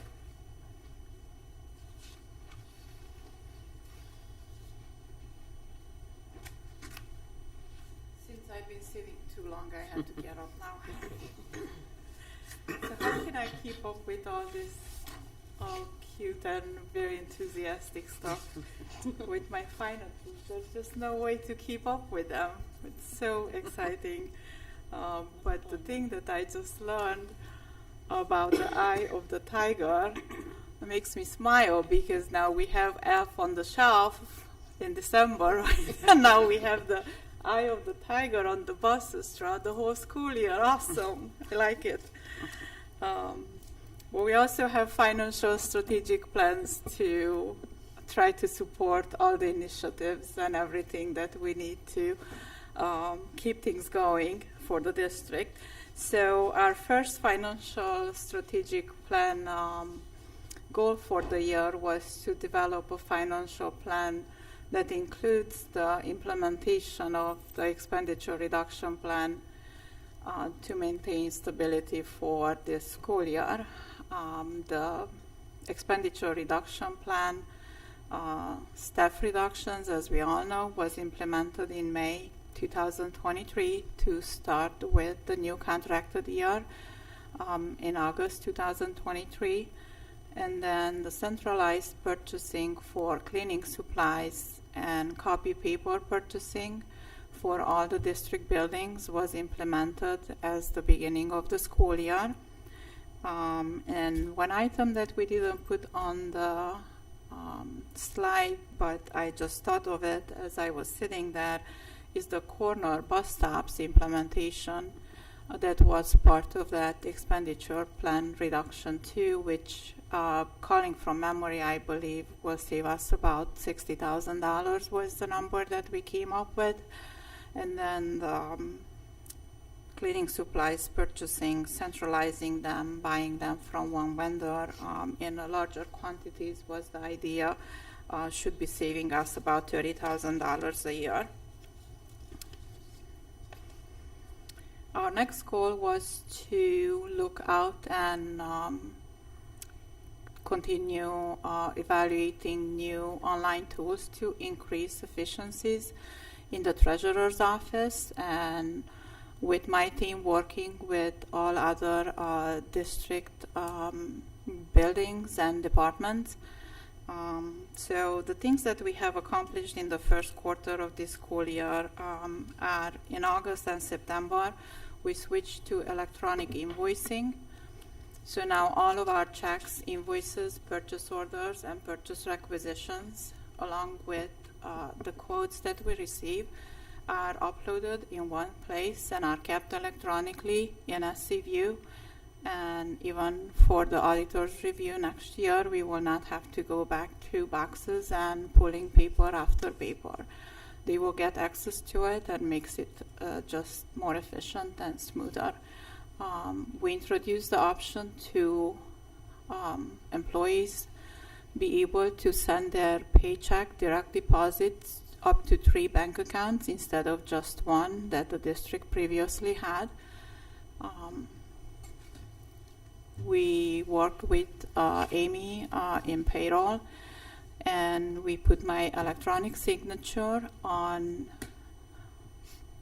salary notices. So I would like to mention here that some employees do get contracts, but the majority only gets salary notices. So we probably saved about 600 of my signature times every year. So we have that electronically now. Different forms available to be submitted electronically internally to my team members instead of taking them through inter-office mail to just make things faster. Some more items we have. I have presented and wrote up handouts and how-tos to the district staff. I have put together an internal accounting procedures booklet, and I released that and sent it to all the staff members in July. Not only have we had to deal with one new system, SCView, but we also had 2 more coming our way. EasyPay, as we all know, was replaced by PaySchools to help parents electronically pay fees online. And then My Schoolbox is another new system that was implemented for lunch fees to be paid. So I would just like to mention here that everything that's being collected at the buildings and paid by the parents, somebody needs to balance them and account for them, and that's my team. Assistant Treasurer, Mr. Framartino, trains new administrative assistants when they come to our district. He physically goes down to the building. We schedule the time, and he goes to help them and guide them and train them on how to navigate and how to ask for help when they need some. Our next financial goal was to look out for funding options for the Tiger Legacy project, and we will be discussing those once we receive back the data from the OFCC on our facilities assessments.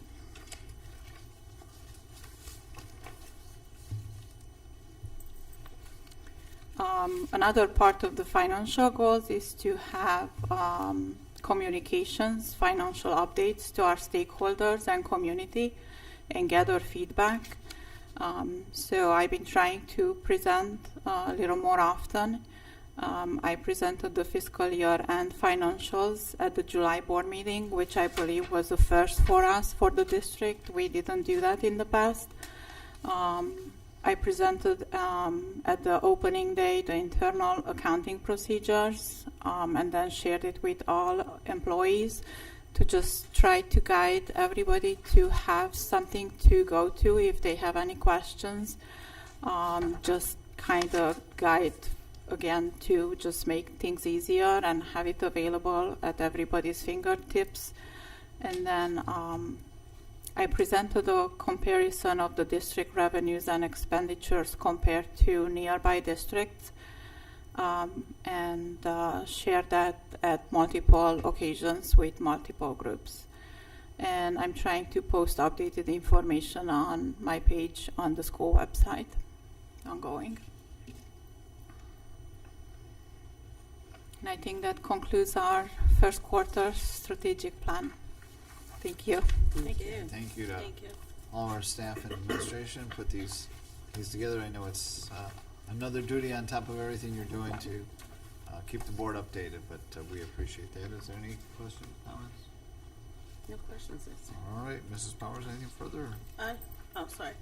I just want to thank everyone again for excellent presentations, and this is always one of my favorite part of the meeting, just to hear all the great things that we're doing in our schools, and I hope the community is listening to hear all the great things that are happening within our different buildings and what we're working on as a district. One of the questions I did have, the Eye of the Tiger, where is that featured at? So actually this morning I was over at the high school and I taped an intro to it. And the students in Mr. Kirtley's class are finalizing. They had the second segment isn't quite finished yet. The second segment is going to feature Mr. Garrett Critchlow and his journey to run in the Boston Marathon in the spring. So as soon as that is concluded, they actually taped the intros to both segments this morning. They're going to edit the piece, and then that'll be pushed out on my weekly newsletter as well as all of our social media channels. So it's just totally a great opportunity for our high school students to get great practice, and it's fun to celebrate the staff and the students that comprise our Tiger community. So stay tuned. They have a lot of great plans for the rest of the school year. I'm excited about that. I think that's cool. So thank you. All right, moving on. No cards from remonstrance, I assume. No, I don't. All right. Moving on to Treasurer's Report recommendations without objection from my colleagues. We'll take H1 through 4 together. 1, resolve that the Twinsburg Board of Education approves the following meeting minutes. Regular board meeting of November 1st, 2023, as sent to the board under separate cover. 2, resolve that the Twinsburg Board of Education approves and adopts the Twinsburg City School District's 5-year forecast and assumptions for school years 2024 through 2028, as prescribed by ORC 5705.391 and 5705.412 as per the attached exhibit. 3, resolved that the Twinsburg Board of Education approves the agreement modifications with the Auditor of State and Charles E. Harris and Associates of Parma as sent to the board under separate cover. This is a general fund expense. And 4, resolved that the Twinsburg Board of Education approves the agreement with J.P. Moeller of Springfield, Ohio for fuel tax reimbursement services as sent to the board under separate cover. This is a general fund expense. Do I have a motion for those 4 items as read? So moved. Moved by Mrs. Travis. Is there a second? Second. Second by Mrs. Crawford. Discussion, questions? All right, roll call, please. Mrs. Travis? Yes. Mrs. Crawford? Yes. Mr. Curtis? Yes. Mrs. Davis? Yes. Mr. Faba? Yes, and those 4 items pass 5-0. Action items, personnel. I-1, resolve that the Twinsburg Board of Education accepts the certificated licensed personnel and/or contract recommendations detailed in the attached exhibit as per the dates, terms, and other applicable conditions specified pending satisfactory overseas background checks. 2, resolve that the Twinsburg Board of Education accepts the classified personnel and/or contract recommendations detailed in the attached exhibit as per the dates, terms, and other applicable conditions specified pending satisfactory overseas background checks. And 3, resolve that the Twinsburg Board of Education accepts the supplemental contract recommendations detailed in the attached exhibit as per the dates, terms, and other applicable conditions specified pending satisfactory overseas background checks. Do I have a motion for those 3 items? So moved. Moved by Mr. Curtis. Is there a second? Second. Second, Ms. Davis. Questions? Discussion? No, just comment. Worth recognizing, shows the resignation of Joan Rossman, and it shows 36 years to the district. I mean, that's more than you really need to do. And she could have left it earlier, but 36 years. So, just thank you for all that. And I can't imagine how many kids and thousands of kids she's impacted over those 36 years. So, congratulations to her. You need the rest. We have another one, Tracy Garvey, for 23 years of service to the district as well. So, congratulations. Congratulations to them. Any further comments? Both are retiring at the end of the year. End of the year. Yeah. Roll call. Mr. Curtis? Yes. Mrs. Davis? Yes. Mrs. Crawford? Yes. Mrs. Travis? Yes. Mr. Faba? Yes, and those items pass 5-0. Action items, new business. J1, resolve that the Twinsburg Board of Education approve the revised 2023-2024 academic calendar with Monday, April 8th, 2024, noted as a calamity day for solar eclipse for the attached exhibit. 2, resolve that the Twinsburg Board of Education approves the Twinsburg High School senior Jayla Johnson to exercise Board of Education Policy 5111, optional tuition-free education, and remain a Twinsburg High School student through the end of the 23-24 school year. 3, resolve that the Twinsburg Board of Education approve the district-wide Title I parent involvement policy as approved at the Reading and Math Intervention meeting on November 2nd, 2023, as sent to the board under separate cover. 4, resolve that the Twinsburg Board of Education approves the following police officers to provide security in hockey games for the 23-24 school year as sent to the board, as school year as needed at a rate of $45 per hour, minimum of 4 hours, and the names are listed there. 5, resolve that the Twinsburg Board of Education approve the agreement with Monarch School, Shaker Heights, for one student to attend the 23-24 school year, inclusive of the summer of 2024, as per the settlement agreement that was approved 8/16/23. Tuition expenses are not to exceed $95,172 and is a general fund expense as sent to the board under separate cover. 6, resolve that the Twinsburg Board of Education approves agreement with Kid Links of Streetsboro for one student to attend for the remainder of the 23-24 school year. Tuition cost is $65,503.71 with an additional $2,700 for BCBA startup services. Total tuition cost is $68,203.71, and this is a general fund expense as sent to the board under separate cover. 7, resolved that the Twinsburg Board of Education approves a renewal agreement for fiscal year 24 for GPS maintenance and parent notification system with Zonar Systems of Seattle, Washington, at a cost of $25,334.40 as sent to the board under separate cover. This is a general fund expense. 8, resolved that the Twinsburg Board of Education approves the fee schedule for the fiscal year 2024 for software services, member support, fiscal software support, special services software, data map services, and final forms. technology services, content filtering, library service technology, integration, E-rate eligible services, and EMS cross-check with Northeast Ohio Network for Educational Technology. The cost is $169,971.47 as per the attached exhibit. This is a general fund expense.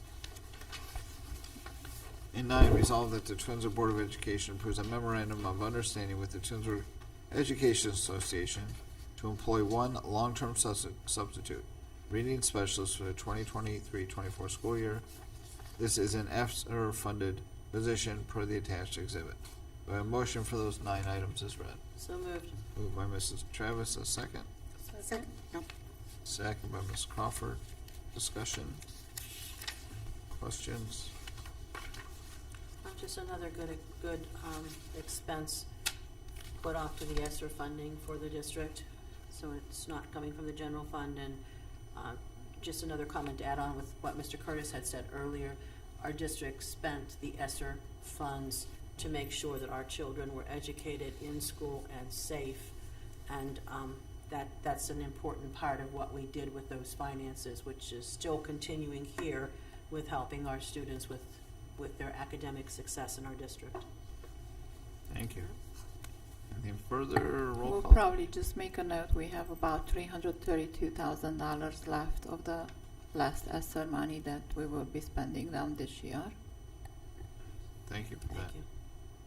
Roll call. Mrs. Travis? Yes. Mr. Curtis? Yes. Mrs. Crawford? Yes.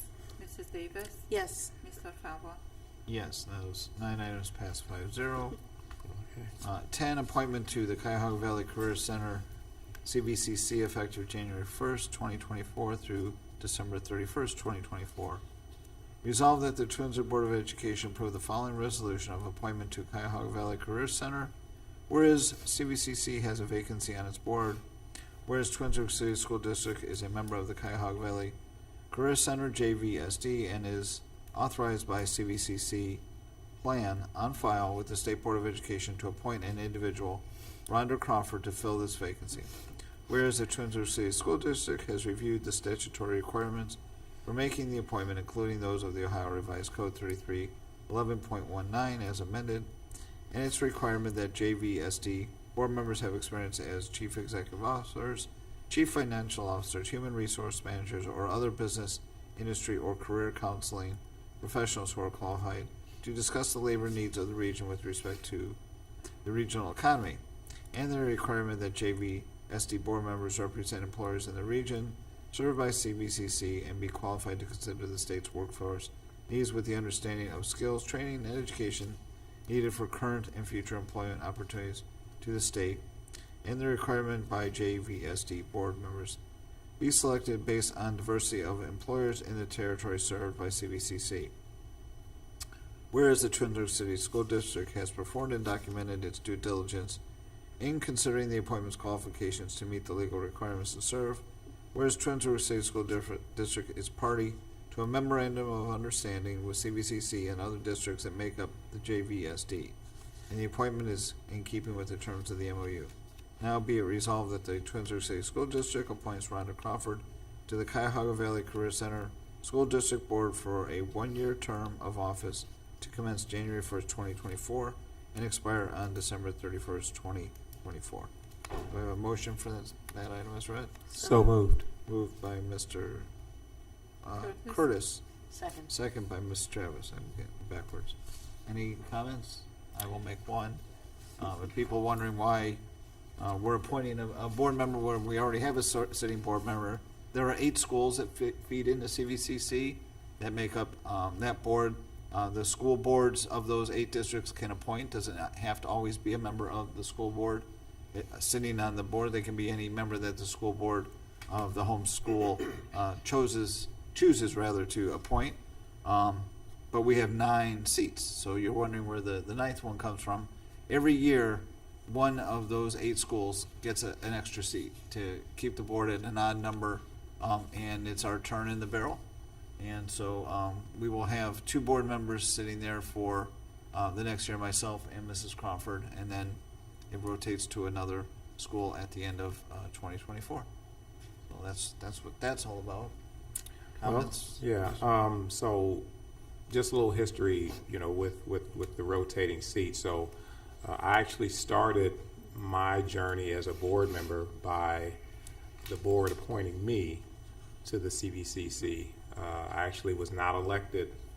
I was appointed first to CVCC. That's actually started my journey as a board member, and then I was elected to Twinsburg City School Board of Education. But when I was elected, they changed it. The rule wasn't 1 year, it was 3 years.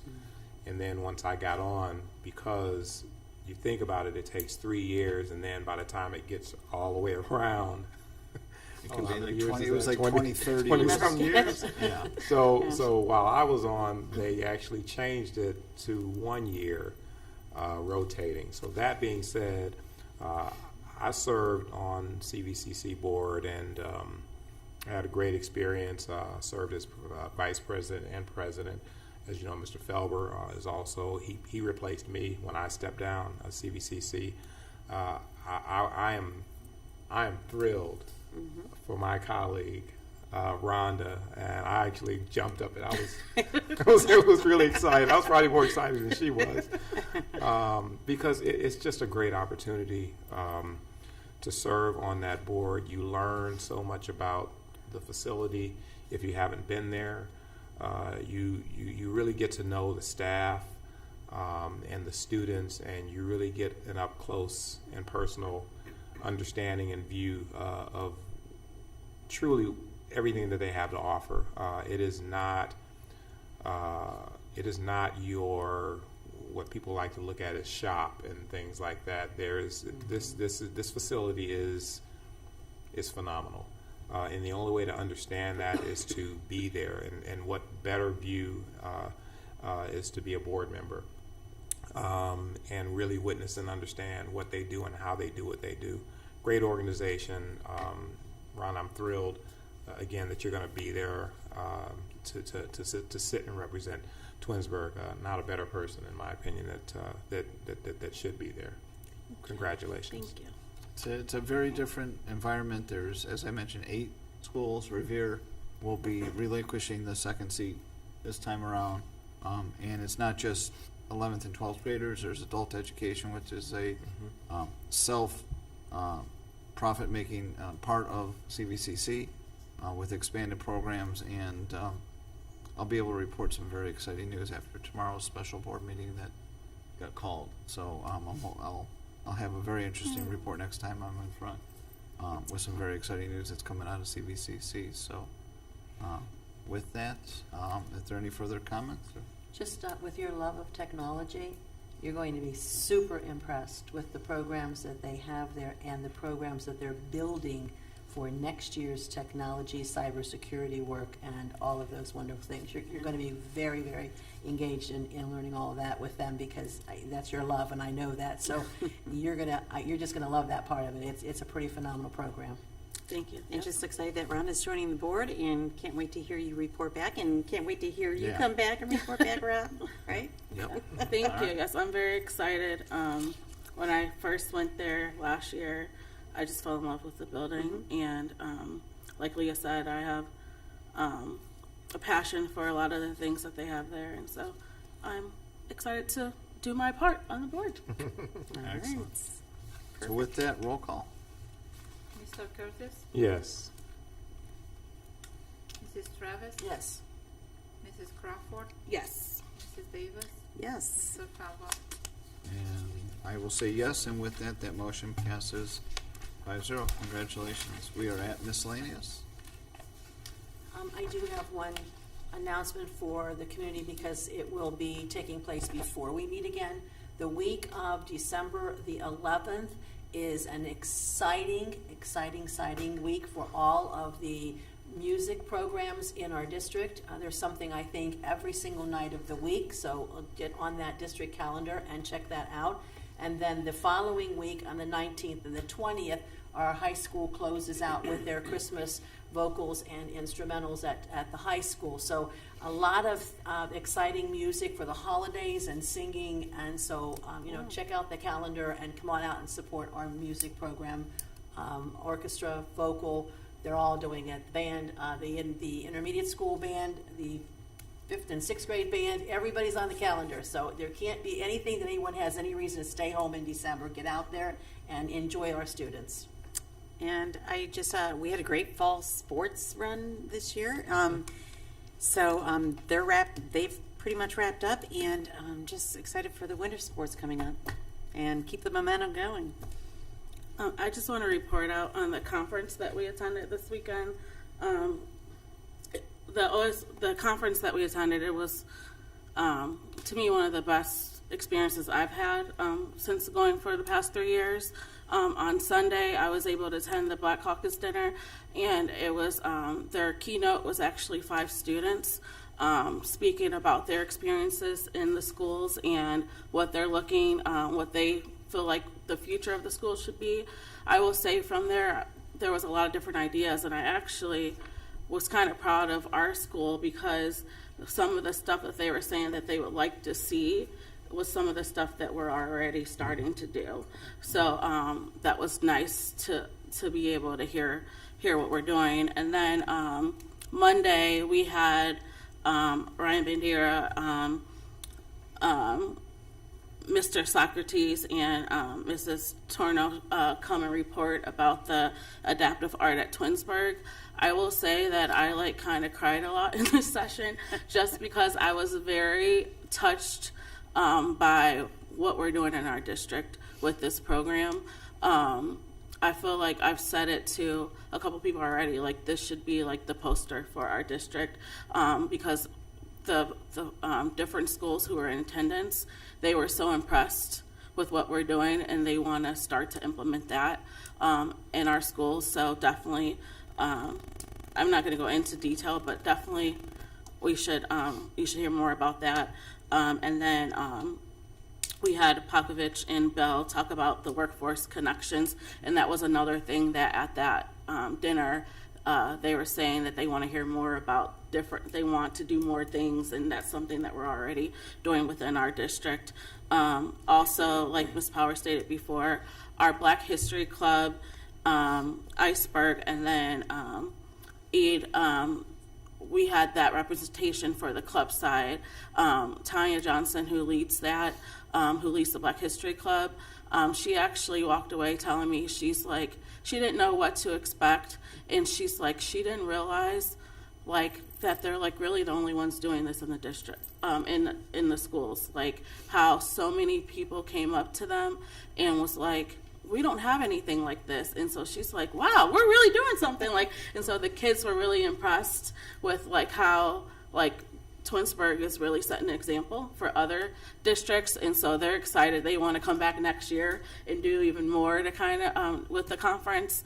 And it was great to have our Great Expectations Show Choir come, and they were awarded a plaque for, they represented, there was only a certain amount of schools that were selected, and they represented our region, so that was very impressive.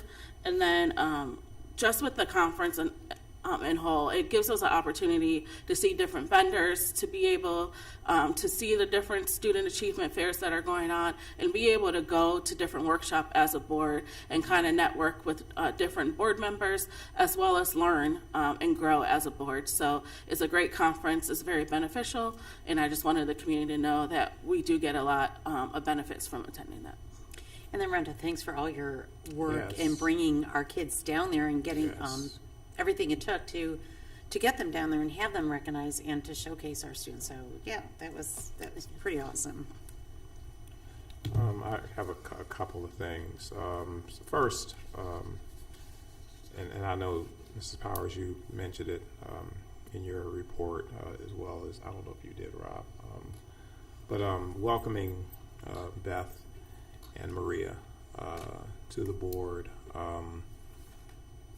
As a board member that's going to be stepping down, I truly appreciate your willingness to step up. Each of you has done, in your own way, a lot already, contributing to our school district, your time and your attention. So supporting the district isn't anything new for you. This will be a new endeavor for you in the way of being an elected official. But I want to formally welcome you to the Board of Education. It's been a great ride for me, and knowing and having comfort that we have two qualified, caring, dedicated, and devoted individuals that will be replacing myself and Mr. Felber, and really doing it for the right reasons, is very meaningful to me. So I appreciate you being here. I appreciate you coming down to Columbus, getting to know us, learning while you're down there as well, hopefully meeting other board members from other districts around the state. You'll get an opportunity to continue to do that, and I look forward to watching both of you grow. So congratulations. The other thing that I wanted to mention is one of our staff members who is a supervisor in food service, James Smith. His wife reached out to me, and I'm very, very good friends with them. James Smith had a medical emergency where it required him to be transported to the hospital, and he actually spent time in the hospital due to that emergency. But what his wife wanted me to convey, for one, she wanted me to convey thanks to his team and the folks at the building level for recognizing that something wasn't right with her husband and taking action immediately. And the incident that occurred requires immediate action, or the results could be catastrophic. They acted immediately. He was able to get medical attention right away. It was addressed immediately, and he is healthy. He is back at work. I actually talked to him a few days ago, and he's just laughing and joking like nothing ever happened. But she wanted to make sure that she expressed her gratitude for this is what we do. This is Twinsburg. And it's just another example of a dedicated staff person and those that are around him that really, really care about him and his well-being, and he's back. So I wanted to make sure that I publicly stated that per her request. Good to hear. That's awesome. Other comments? All right, the board does have a need for executive session, so I will make the motion that the Board of Education enters into executive session at 9:19 to discuss employment and compensation of public employees as per Board of Education Policy 0166A. I've made that motion. Is there a second? Second. Discussion, roll call. Mr. Fowler? Yes. Mrs. Davis? Yes. Mrs. Crawford? Yes. Mr. Curtis? Yes. Mrs. Travis? Yes. And the board is now in executive session. We do not anticipate further business when we reconvene. Have a good night.